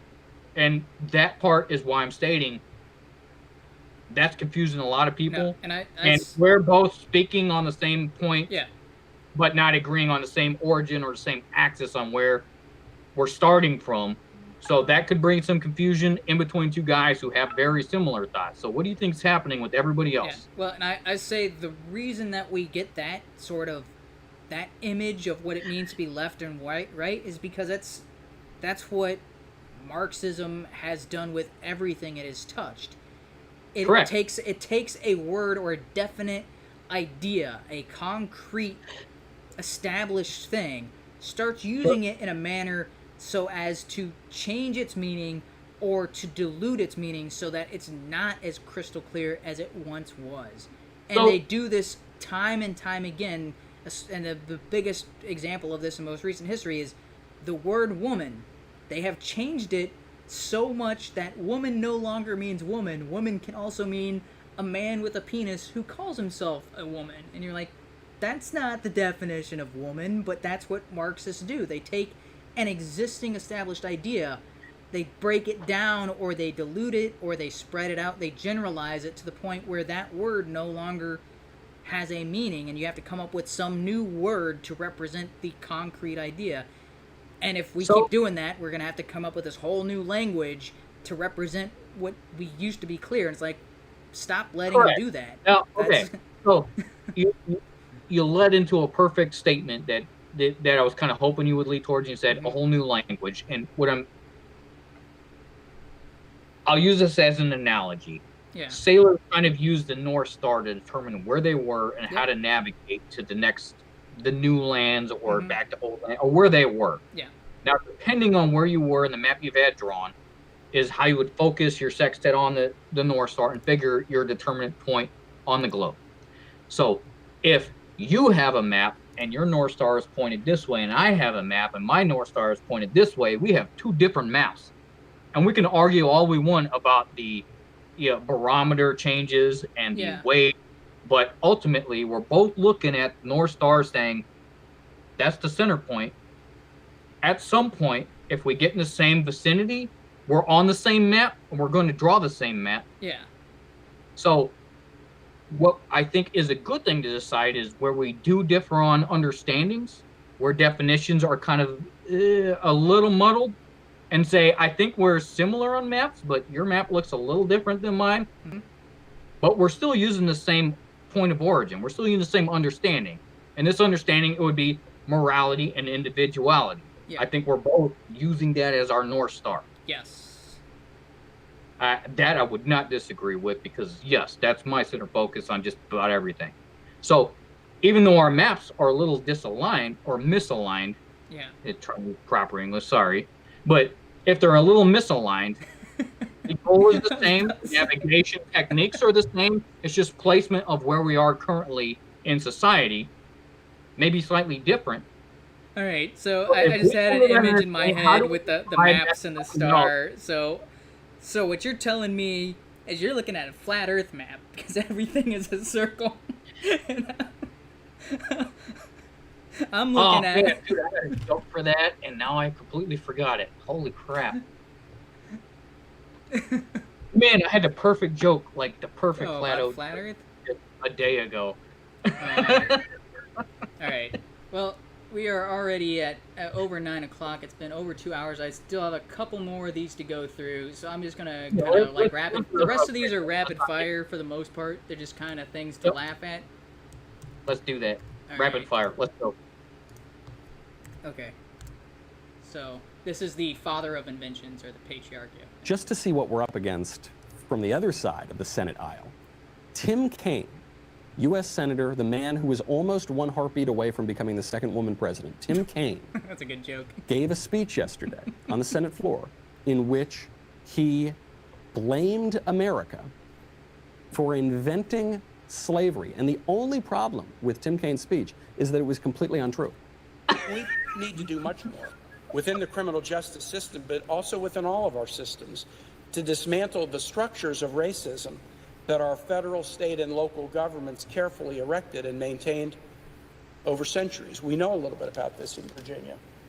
The first African Americans into the English colonies came to Point Comfort, Virginia in 1619. They were slaves. They'd been captured against their will, but they landed in colonies that didn't have slavery. There were no laws about slavery in the colonies at that time. The United States didn't inherit slavery from anybody. We created it. Just how can someone be that stupid? They arrived as slaves, but America, there were no slaves in America. We invented it. What? Then how were they slaves? Even just somebody who doesn't know history, you could say, why were those slaves brought to Americas. Whoever sent them here already knew about slavery, and whoever put them on the boat to begin with knew about slavery. Obviously. Oh, man, that is the stupidest. What the fuck is that you're talking about? I don't know. Man, that is so misinformed. Okay. I love the joke he made about You're in your mid-30s. I'm in my late 30s. How do you get to that we're position? We're kind of midlife. That dude's obviously been around for a bit. What, he's in his That 60s? was not taught to him when he was growing up. What happened to that douchebag to be able to make a statement like that, to say America invented slavery? We have documents from thousands of years ago showing many other countries with slavery. Here's the other thing.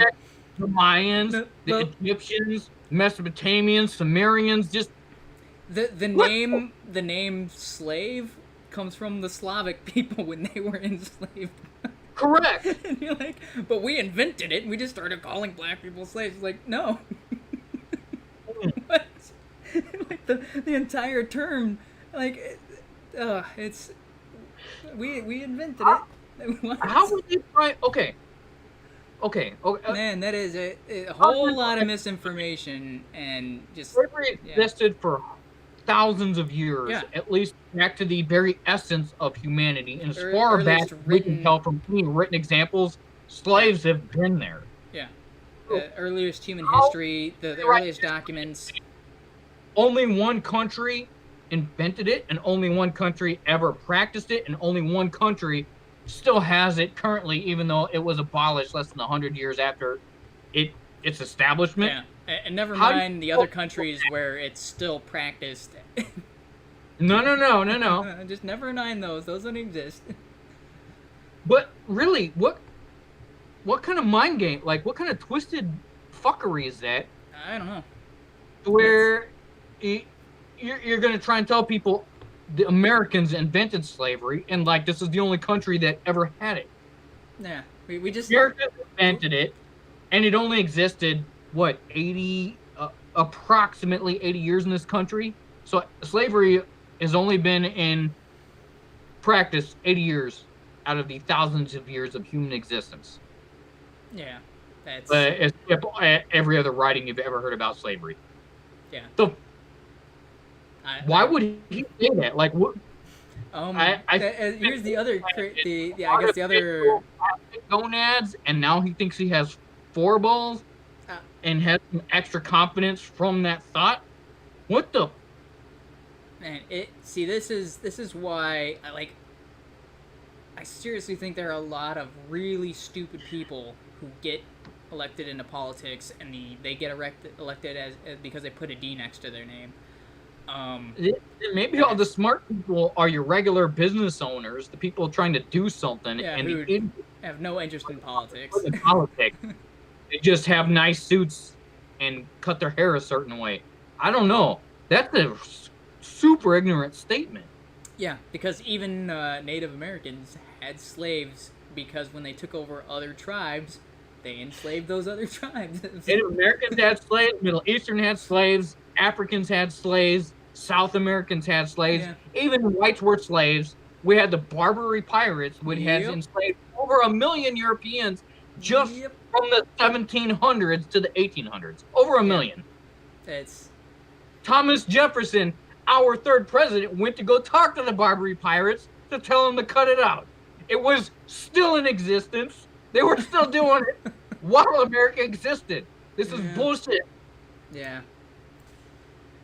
What the? Absolutely ridiculous. So, going along the themes of absurd things politicians said. So, the next story is the no noose is good noose, or exercising the white devils, because this is something I wanted to talk about Thursday, and I wanted to talk about the Bubba Wallace in addition to this, but there's Bubba Wallace that just kind of turned out to be actually kind of a legitimate, but I will touch on that in a little bit. Here's the first clip, though. Here. These are symbols of torture and racial violence. Oakland Mayor Libby Schaaf is so alarmed by the video she saw of a rope that looked like a noose in a tree at Lake Merritt. She's calling for a hate crime investigation. And I recognize that there is some information. These might have been parts of exercise equipment. The intention. I'll get them. Okay. That's like, was that the Jussie Smollett news? Oh, okay. Come on. Okay, it's not even tied like Where a is news. this It's just, from? I had never even seen this. no, I did not. That's a typical slip knot. That's a regular knot. Like, that's not a noose. Oh no, it gets a little bit better. Watch the rest of this. does not invalidate the effect. Pause. Fucking pause. The intention does not validate the effect. In other words, the truth doesn't matter anymore to this dumb twat. Okay. The intention doesn't matter. In other words, the fucking truth doesn't matter. Wait, maybe it was before that. Hang Did on you a just second. hear that? Was it before Even after or the was it guy who after? put them up said, no, they're climbing things. No, that's tough shit. We're going to call them hate fucking... What the fuck is going on? Walked by, okay. no one, this is has the guy thought who that put it him up. looked anywhere close to a noose. Wait, Action hang on a with second. friends as part of. But this man, Victor Sengbe, told us the rope is part of a guy on the rigging left used by is the him and guy his who put him friends as up. part of a larger swing system. I don't know, it looks like a He even Klansman. shared this video of it in action with ABC7 News. Out of the dozens and hundreds and thousands of people that have walked by, no one, has thought that it looked anywhere close to a noose. Right? A black dude, like, wearing, like, I don't even know what the fuck I he's think wearing. he is from Jamaica. He put a rope on a tree to make a swing, which is... And they've got video of them using it. Like, the video of them using it way before this became a story. And he's like, what the hell are you guys talking about? And it doesn't even look like a noose. It's obviously a slip knot to hold on to something. Yeah, that's the... This is worse than the NASCAR junk. Yeah, the At least NASCAR overshadowed this by a lot. It had a couple extra wraps. I'm like, that's a bit weird, but yeah, it still looks like a rope pull for a garage door. Yeah. What? So they're actually interviewing the guy who put the rope there and said, no, these were for swings. And people are still getting pissed off about it. Yeah. What? Come on. Like, that's... Man, this is... And so, Okay, so this we're gonna happened, see and then, is like, the they next put day, the red Bubba Wallace thing happened, so this got It's going overshadowed. to be lowered onto a child's tooth, and they're going to start to talk about how the child's tooth is being enslaved while the doorknob slams. That how dare you lynch that child's tooth, man. You just lynched a poor slave tooth. Dude, that's... Okay, this is stupid. Yeah. That doesn't look like a noose at all. Looks like a red. But that's the other thing. It's also, this is obviously like a thinner rope, and you're like, that's where I was like, dude, I gotta... This may not make sense at first, but it's what struck me when I first saw that rope. And I'm like...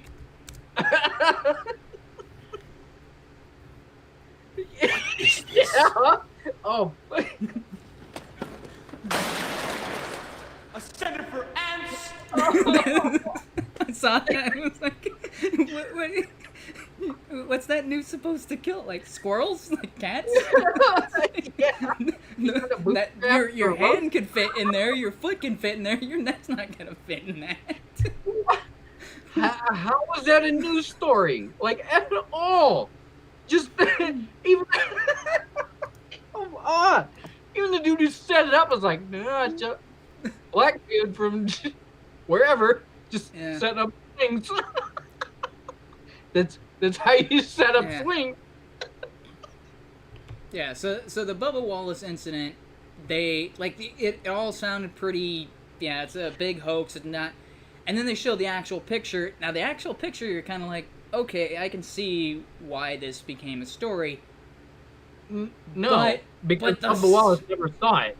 Yeah, he He never was saw told it. about it, and then went on the news without ever seeing it. Yeah. And then later saw a picture of it. Well, that's the thing, is they showed the picture like a week later. And I'm like, if that was the picture you guys had the day of, you should have released that. The picture that NASCAR officially released, that looks doctored. They have video footage of that, like They've got a pictures previous from November of last year. Yeah, and it looks like it's got an extra. Yeah, no, So- this is around. It's not a hate crime. It's just it's a loop in some rope. We're done. Thanks for wasting our time. So I don't. Okay, on that whole Bubba Wallace thing. Yeah, but He didn't so actually here's see it. so Hang on. before you get into that, this is the official photo that was released by NASCAR. What? No, that's not the photo I saw. So this is the New York Times. This is the official photo that was released. And I look at this and I'm like, dude, that is photoshopped. Yes, it is, because that's not in any of the other pictures. But that's the official photo. And I'm like, well, if that's what was sitting in your garage, okay, yeah, I could definitely see somebody reporting that in, be like, yeah, that's not your usual garage door pull. Correct.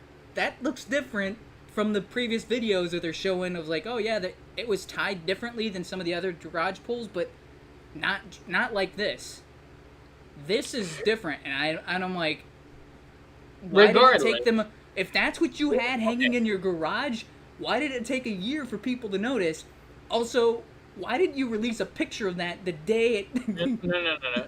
Because man, a couple things to take into account here. If you actually saw what was there, this photo is extremely zoomed in. The rope is actually not that thick. It's your typical like 1/4-inch nylon rope that's used on garage pulleys. Yeah. And the noose is about 2 inches. Yeah, it's like two or three times wrapped around. Maybe if you wanted to lynch a squirrel, that would make sense. You wanted to lynch a rat or a mouse, that would make sense. But they zoomed it up to try and make it look like a actual noose. And then in all the other screenshots, it looks like a rope with a tiny loop at the bottom, because that's how they pull the garage down. And the FBI determined this was here months before you ever got here. So the previous images of it, like, you'll be hard pressed to find it because that new NASCAR image has taken over, and I'm like, dude, that looks photoshopped or touched up in some way. That is not the same. I don't even know what that. Okay, yeah, good question. Is that even the same color? I don't know, because I am having I was looking for it for this episode, and I'm like, dude, I don't see that other rope. Oh, so, okay, here's something, but this is not zoomed in. So this is the original photo I saw, and was like, oh yeah, this okay, no, these are not the photos I was looking up last week. So this is the... Oh man, why'd that pull out to the wrong one? So that's the one I saw, and it's like, yeah, that looks like a very thin rope that you could, Yeah, again. And maybe it's wrapped around 2 or 3 times, but no more than that. It's a little hard to tell from this picture, but if I click on the picture, it pulls out to a new tab. The loop itself is about 2 inches. It's obviously just a loop so you can pull the garage door down. Alright, so here's a little bit better image of that. From the... And that's the other thing, is like, if I saw Bubba Wallace, I would have never thought he was black unless, like, before this whole situation, I was like, that guy's black? Okay, alright. I mean, he's mixed, but I was like, dude, I wouldn't even thought he was black just looking at him. But, yeah, so that's a little bit bigger of an image, and this is not the same rope as the one that they released as the official photo. I mean, this does not look the same at all. No, where's the little thing hanging off the side? Yeah. Like that 2 inches of rope hanging off, showing it was intentionally wound as a noose. Yeah. That's not fair. So this is the original photo that people were releasing of it, and they did say, yeah, this looks different from the other garage pulls, but it's not drastically different. Whereas the image the NASCAR officially released of what it supposedly looks like, where it's like, dude, that looks like thick rope. That's not the little nylon that's about the size of, or the thickness of your pinky. Correct. That's what I was saying. Yeah. That nylon, compared to the dude's shoulder, shows it can be no greater than half an inch. Yeah. If not smaller. And the other image that NASCAR releases their official, like, that looks like thick, solid rope. Correct. So what I think happened is, Bubba's crew saw it. Someone said this could be a controversial thing. Maybe it was a bad thing. Brought it up. NASCAR flipped their fucking lid. Went nuts because all major corporations do that nowadays. Yep. Went and told Bubba, hey, we think there could have been a racist hate crime in your garage. Bubba's like, that's terrible. And then so now he's caught up, and he actually has to be the guy. So just watching the interviews, I think he wishes he was not there. Mm-hmm. Even his interview with Don Lemon, I think Bubba is thinking, I don't want to be here. I want to go back to racing cars. Leave me alone. Leave me the fuck alone. Yeah. I think he's now caught up in it because if he doesn't make a positive statement towards Black lives and towards this being a travesty, just that perception upon himself could get him kicked out of NASCAR. Yeah. So now probably just trying to downplay and be like, just put this in the past and just let me go back to driving.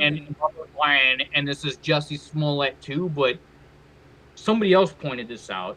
They brought it to the NASCAR. Yeah. Bubba didn't actually see the news or the pictures until quite a while after he was told, of which he already had a year or two. And so now I think he's stuck in it. And when he goes home, he's thinking, fuck, man, I just wanted to race a car. That's it. And I got here, and that's all I wanted to do. And it definitely sounds like NASCAR made this a bigger deal before Bubba Wallace was involved. But again, I wouldn't necessarily pin it on NASCAR because everything gets spelled out this way. Everything gets exploited this way. I think NASCAR was trying to do the right thing, and it fucked out, and it turned out to be the wrong thing. Yeah. So I would put a lot of the blame on NASCAR's shoulders. Not really any of the blame on the guy who tied the knot because he's probably just a garage mechanic. Yeah. And majority of the blame on mainstream media.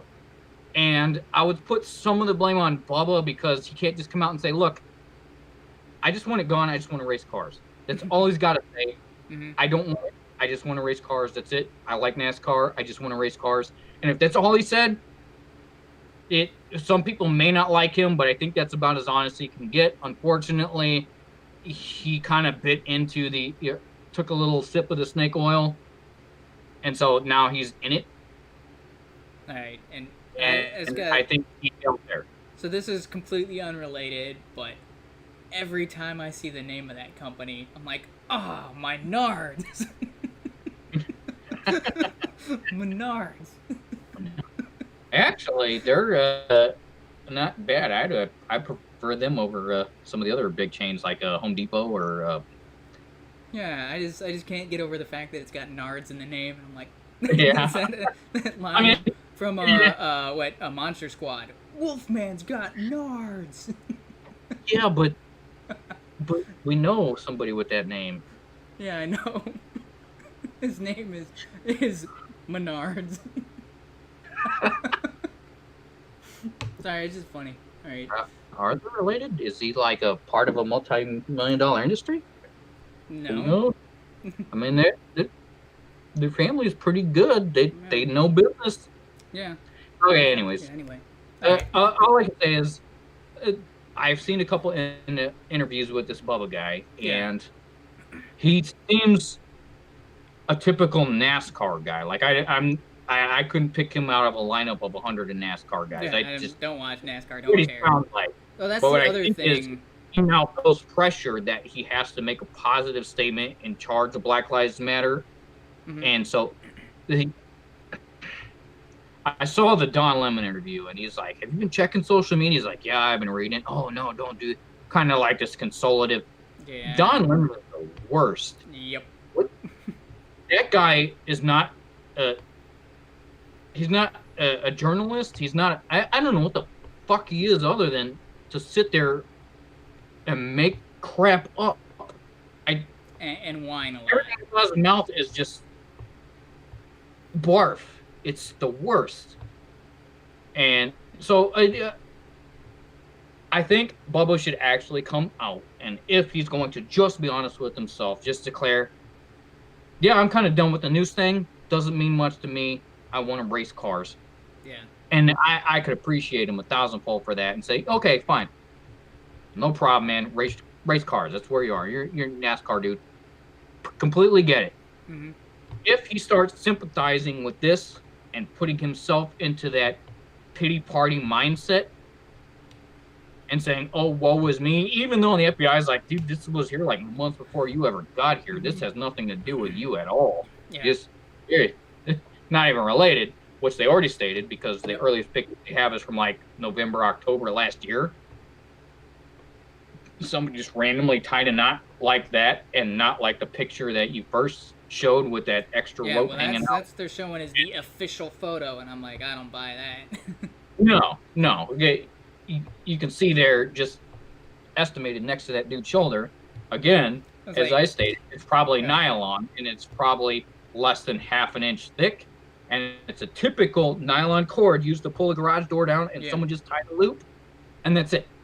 Yeah, there's no way that other Noose would have gone unnoticed for that long. I think Bubba got caught unaware, but because he is mixed, he now feels he needs to have some sort of say, or he will be ostracized and downplayed by the rest of the black community because he's not supporting them, that this could be a Noose.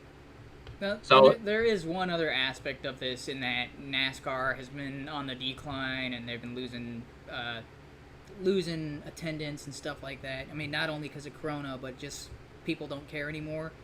So this is also a publicity stunt for them. You may have a point there. So if I was in charge of NASCAR and I saw something like this, I did not want that negative publicity, wouldn't I have informed his pit crew, hey, something's been made aware.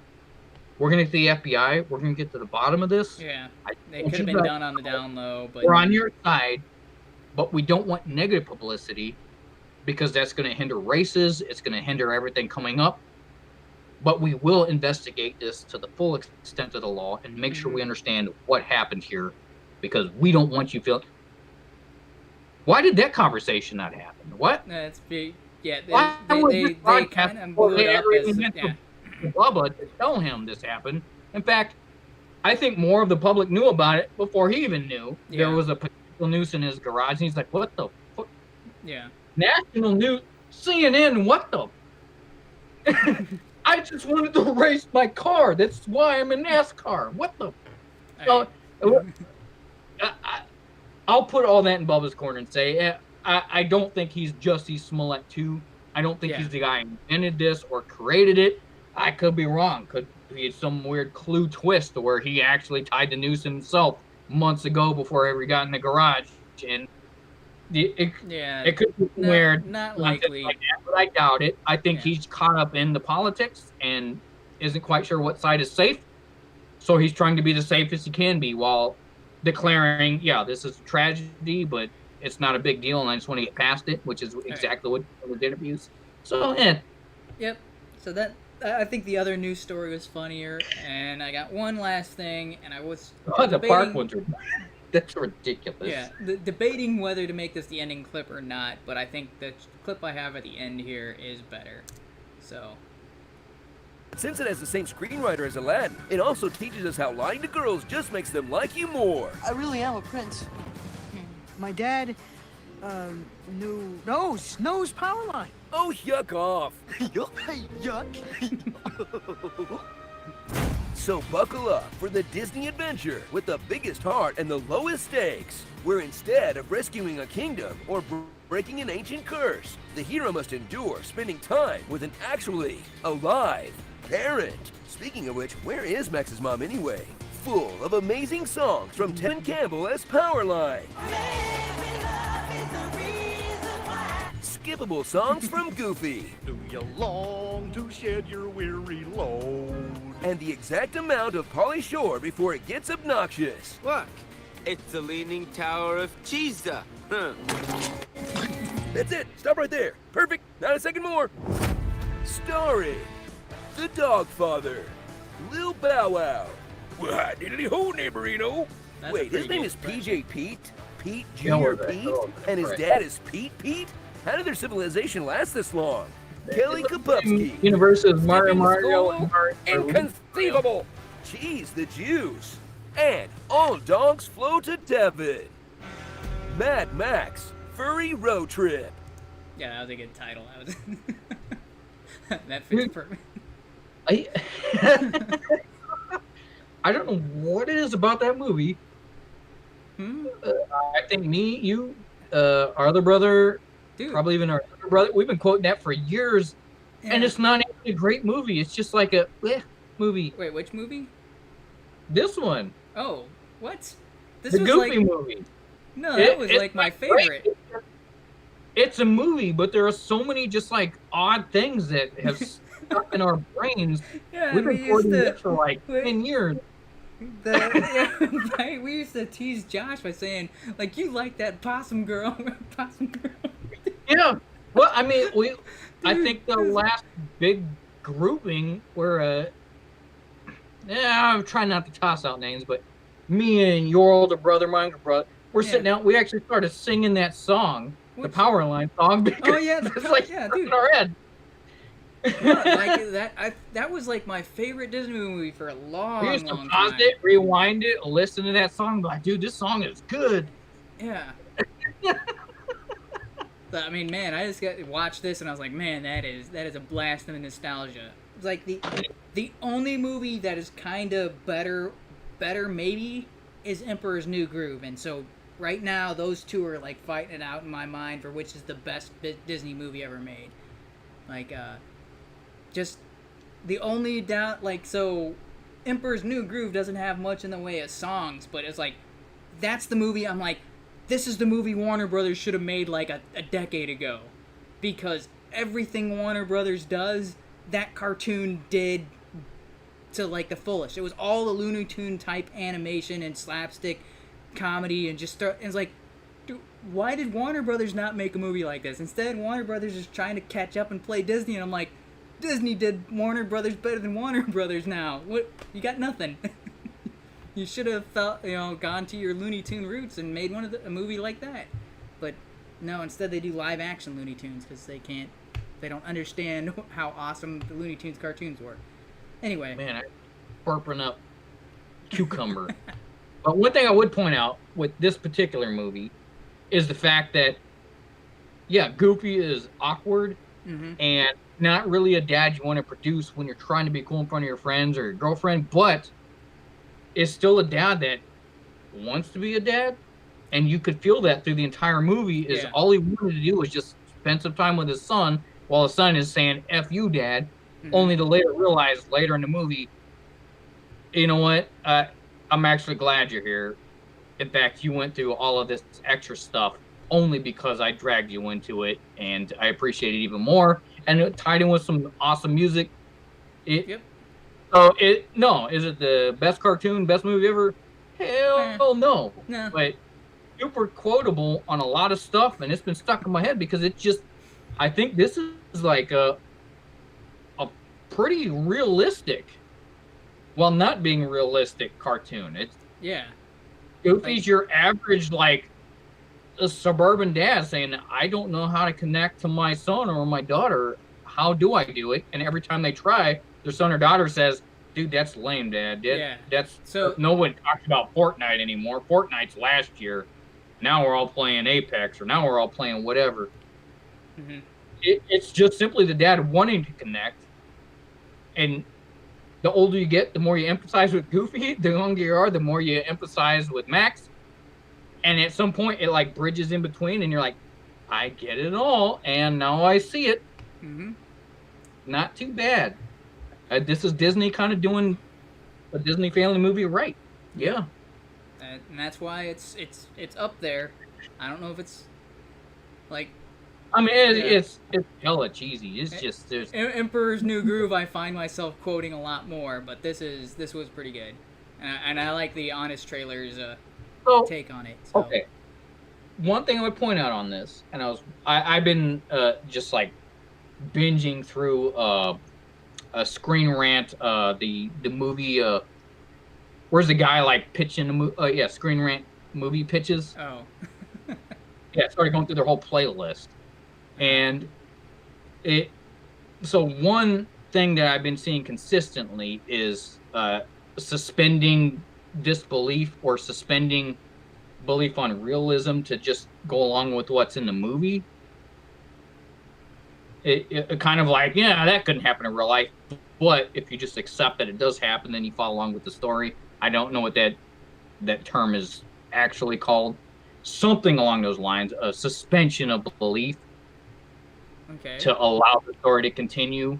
So you're kind of saying that would never happen in real life, but if I just allow it to happen here, now I can see how the rest of the story will progress. So it's kind of like, there was a Christmas with the Cranks where they brought that up right at the beginning. And they're like, well, okay, now you can see how the rest of the movie would have played out. But until you get there, this is all terrible. But the whole movie's terrible. The whole thing. You don't really need to suspend a lot. I mean, yeah, there's like people flailing outside of cars and weird nuns singing along, and it's a cartoon. Yeah. But I think what makes this something that has stuck with us is that there are a lot of truths in this that are just parents connecting with children. Yeah. Children not understanding the world around them and thinking their parents are lame, ultimately to find out all parents want is for you to be happy, and they may even go through extreme lengths just so you are happy, even if it's not the right thing. And, teenage awkward romance kind of stuff. It's stuff that they put everything at the core that is real and made everything else extreme, rather than the vice versa of building a world that could be in real life, but everything that happens is extreme and not realistic. So I see that happening more often. I think that's why I find these type of movies more endearing, is because ultimately, once you dig to the core, it's real. The basic message applies very much to real life, even outside of a cartoon. So yeah, I'm very glad you brought that up. I saw this a couple of days ago. I was like, dude, they kind of nailed everything in the movie, but I still quote that movie, still like it.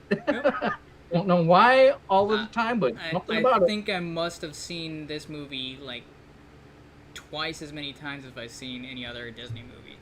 Because, I don't know. I mean, maybe this is just my mind, but I remember kind of watching this on an almost weekly basis or maybe monthly basis when I was a kid. Man, I remember being obsessed with this movie. That movie that gave me the nightmares. That nightmare I got where like our whole family's sitting on a stage and like my brother's sitting there thumping a little jug, and, blowing across a jug, and someone's playing a banjo, and bing, bing, bing, bing, bing, bing. Go Tribe, yeah. I think this is the movie that spurred it. Yeah. Well, for anyone out there, I used to have nightmares that our entire family became a redneck hillbilly band. I don't know where that nightmare came from, and I'm thinking it had something to do with this movie. Oh yeah, it's because of the Possum Kingdom or whatever that place they visit. Yeah, where they're dancing around with the possum hat. Even the hillbillies are laughing like, "Ooh, look at those rednecks."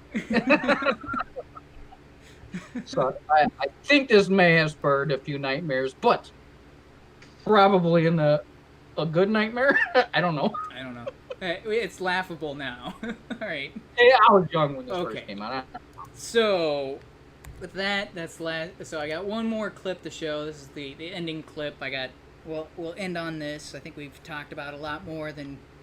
But yeah, I guess trying to squeeze all this in an hour was unrealistic because it's been 2 weeks. Yeah, it's been 3 weeks for you, right?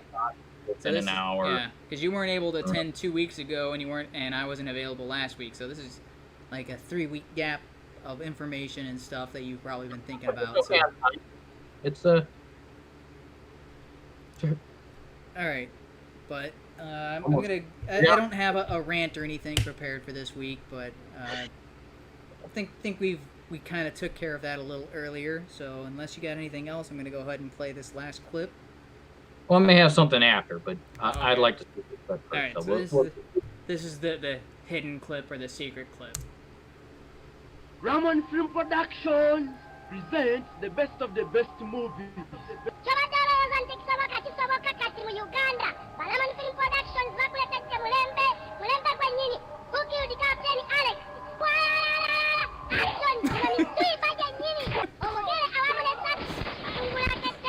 Alex ngakikali kukwachua ombuza tokora wano ngamgana na bomu no mukaite mbizibe byo.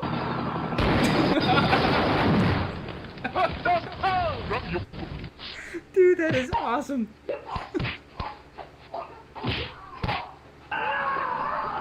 Dude.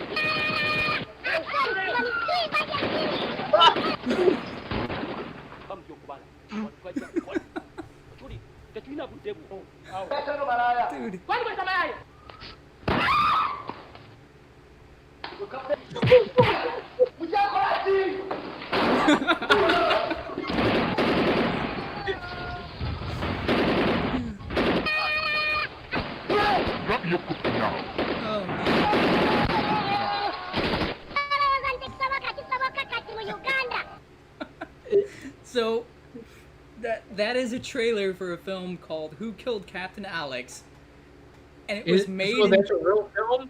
They made it. I think it's like an hour long. It was made in Uganda, and it is the best worst. It's one of those types of movies. But I mean, half the people didn't even have the guns in their hands. They were like CG1. You see them shaking their hand. Yeah, so it is like over the top action sequences on a low budget with terrible CG and just silly I'm nonsense. But that chipmunk voice is actually in the movie. Yeah. So the other thing about the film is there is a narrator who is mocking the film the entire time it runs. So it's kind of like a Kung Pao type thing. I was like, dude. So this could almost be like a meta movie. Oh yeah, it is. It is pretty great. There's like one helicopter scene. It reminded me of Key and Peele skit where that dude pulls up in like a lowrider and they think he's about to like do a drive-by, and in real life he's got a trash bag on and it's made out of cardboard. Yeah, and he's like gun made out of licorice. Up, it keeps walking down the street with the cardboard car. That's what the helicopter looked like. Yeah. So it is really. Oh, I'll never find that guy. That's just cardboard. Yeah. So it is that it's that perfect blend of cheesy but not. It's like, so there's parts where you're like, I didn't know who was the good guy or the bad guy. Just like there's people fighting. Yeah. Well, that's the thing. That's the thing is, since you can't tell who is who, the narrator is constantly telling you who's the good guys and who's the bad guys. Like, oh yeah, that guy. They had like that's a mercenary. track outfits. Like there's the one where the dude jumps up, kind of scissor legs the other dude in the neck, and they have the exact same Adidas track outfit. It's just like a different color. Yeah. I think one was black, one's white. How am I supposed to know? Yeah, so they're constantly telling you who is who, and like, oh, in case you forgot, this is this guy. Yeah, I don't know what that circle was. That a purse? I don't even know what that was. That like a whip? And I don't know. I just know that looked like it was. It looked like a bird's nest or something. He throws it at the guy, and the guy goes flying. So yeah, that's pretty awesome. Yeah. So the story behind it is pretty awesome too. So it's in this this remote village in Uganda, and the guy just convinced everybody in the village to participate in making this film because he didn't expect it to go anywhere outside of the film. But then they posted it to YouTube and it just went everywhere. Yeah. Okay. What it does remind me of is what's the hacking time traveling Nazi thing? Oh, Kung Fury. Triceratops. Yeah, Kung Fury. Yeah. Kung Fury. It reminds me of that kind of movie where it's just it's so absurd, but yet you just want to keep watching just to see what happens. Yeah. So it's not quite as well polished as Kung Fury, but it's still pretty good. Okay. The fact that you would have to say it's not as polished as Kung Fury.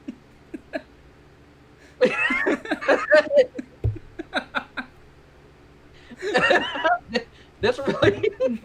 Yeah, I guess that. Yeah, that's pretty freaking funny. This is like if someone was trying to mock Kung Fury. Yeah, but it's along those same lines, and so there's parts of it that I was like, okay, that kind of reminds me of Black Dynamite and Kung, yeah. Wait, what was the Kung Fury, right? No, Kung Pao, Enter the Fist, right? So there's parts that remind me of Kung Pao, and there's parts that in the Kung Fury, definitely has although this is way earlier, way before Kung Fury. Typical Hollywood movie. Kung Pao is Hollywood trying to make fun of your typical Hollywood kung fu movie. Yeah. Kung Fury actually succeeded, and just like your offbeat indie, what the crap? How are you gonna hack time with that old wrist? Are you wearing a power glove? Really? It's so absurd. And then this is like right below where it's like, what if I could make Kung Fury in my basement? Yeah. It's and there is a sequel to it, although I haven't seen the sequel, so I don't know if it's. But it looks like, yeah. I don't know if it's a direct sequel, but the same film company that made this, and they ended up getting a little bit bigger budget and made another one that just came out like December. Oh, I am gonna have to check that out. I think I would almost rather put money into that type of film studio than Hollywood. Yeah. Say, dude, at least I can laugh my ass off, and you guys do whatever the hell you want and have fun. It sounds like a win all around. Yeah, so I'm pretty sure they got it funded through a Kickstarter and stuff like that. So I was like, yeah, and they can just do whatever they want because it's like it's whatever's around them and what. Yeah, so I was like, man, that's super awesome. Yeah. I guess the one thing. Okay, so completely unrelated topic, but since we're talking movies and something within the last 2 weeks, something I'll bring up. There's a Will Ferrell movie released recently on Netflix. I don't even know. I think Eurovision contest song show or something like that. It's about the Eurovision song contest, of which I am zero familiar with. Wait, in fact, is that where the trans woman won? Oh yeah. That bearded person, and where the Israeli chicken lady that whatever did her song. Yeah. Okay. So that's Eurovision. So the chicken lady won. I think she won that year with that song. But there's a Netflix where Will Ferrell and Rachel McAdams play like a duo from Iceland, and the first 30 minutes I was like, because Will Ferrell's like hit and miss for me. Sometimes it's hilarious, old school, one of the best characters in the movie. Elf, I didn't really like Elf, but he's just kind of hit and miss. Like old or other guys, yeah, I think he did his part great. Hilarious movie, but there's tons of stuff where Will Ferrell is just kind of and starts doing like this weird yelly thing and goes over the top. Doesn't fit the character. Or like the earlier clip, Mugatu. That was pretty good. Yeah, so I think Will Ferrell in small doses works for me. In large doses, the movies where he's the primary character, one of the primary characters, it's hit and miss oftentimes. I would say unless he's being serious, like if he so some of his more like non-comedy roles, like Stranger Than Fiction. I was like. Yeah. So that's kind of Stranger Fiction is like in between for me. It's like it's okay, and I appreciate where they're going. Not the best, but not the worst. This movie, in the first 30 minutes, I thought it was one of the Will Ferrell's like. Yeah, I was just like, what am I watching? Weirdos in Iceland, no clue what you're talking about. After a while, I got drawn in. By the time I got to the end and the last song, I had to go like rewatch the last song about 20 times on YouTube. Was like, holy hell, that was an awesome song. And then after 20 times, I went and watched the movie again. And was like, I think I like this, and it's not one of my favorite movies this year. And I can't explain it because it has a lot of stupid stuff in it. But I would recommend. I think it's. Let me look the actual Netflix name. It is.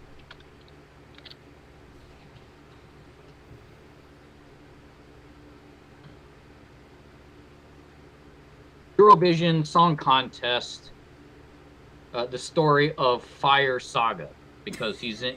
Okay. Yeah.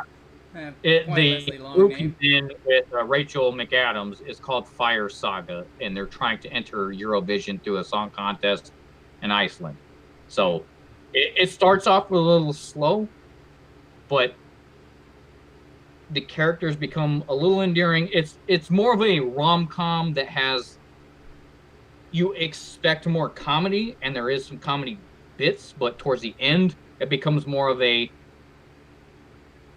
just heartfelt championship spirit, actual romantic comedy near the end where you actually appreciate both characters, and you're like, yeah, hell yeah, big thumbs up to the both of them. So I was extremely surprised by the end of the movie. The last song I thought was pretty spectacular. Wait, so is it actually him singing? The Never Enough song from The Greatest Showman, except for I did not like The Greatest Showman. I thought that was a terrible movie. That was the only song I liked out of it. But this movie, the second time watching through, it actually made more sense, and I understood why the beginning of the movie started out the way it did. It's because the characters are consistent, like, all the way through. I just didn't get it until after watching for a bit. So I would say anybody watching this stream, check out that movie. Maybe it's not for everybody. It is a bit on the rom-com genre, but it's more of some funny stuff with it. All right. While at the end just saying, wow, that's really good. So that's kind of the way I ended that movie. So that popped out within the last 2 weeks. I will check that out. Wait, Rachel McAdams sings? I had to go look it up. It's a combination of her and another European singer, Molly. Now you're gonna make me look her up. Oh, I was about. So she's probably not singing. Like I was like, because it's always interesting to hear like celebrities who can sing, and you're like, wow, it's really good. But and I'm like. Molly Sandin, something like that. I think she's a Swedish singer. Okay, so the last song, Will Ferrell actually does sing along. I think from what I've read, they blended. It's like 95% Molly, 5% Rachel McAdams, but still the song sounds amazing, except for Will Ferrell. But even with his voice in it, I still love the song. Right. I've had it on repeat. It's on my other computer over there. I have it actually pulled up right now. I've listened to it about 20, 30 times.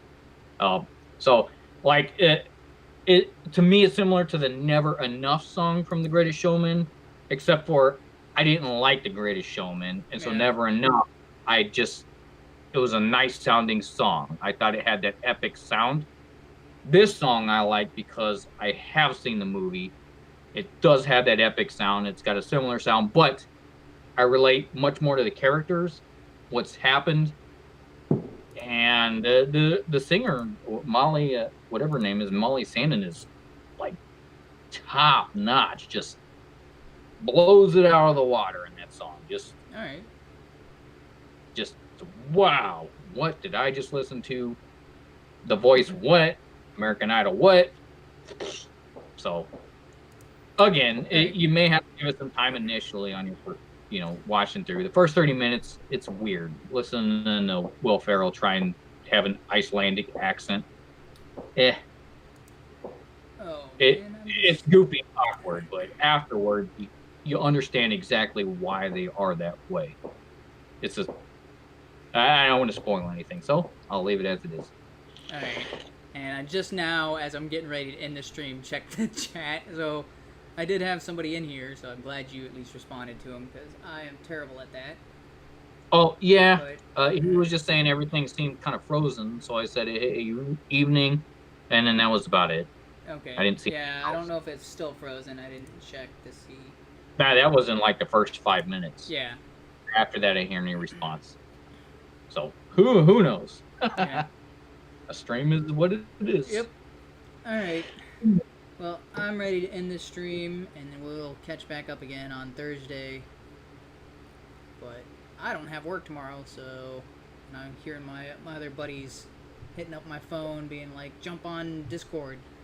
So I may end up doing that. But thanks to anybody who joined, and hopefully this was entertaining or informative or both. And we will catch you guys next week. Later.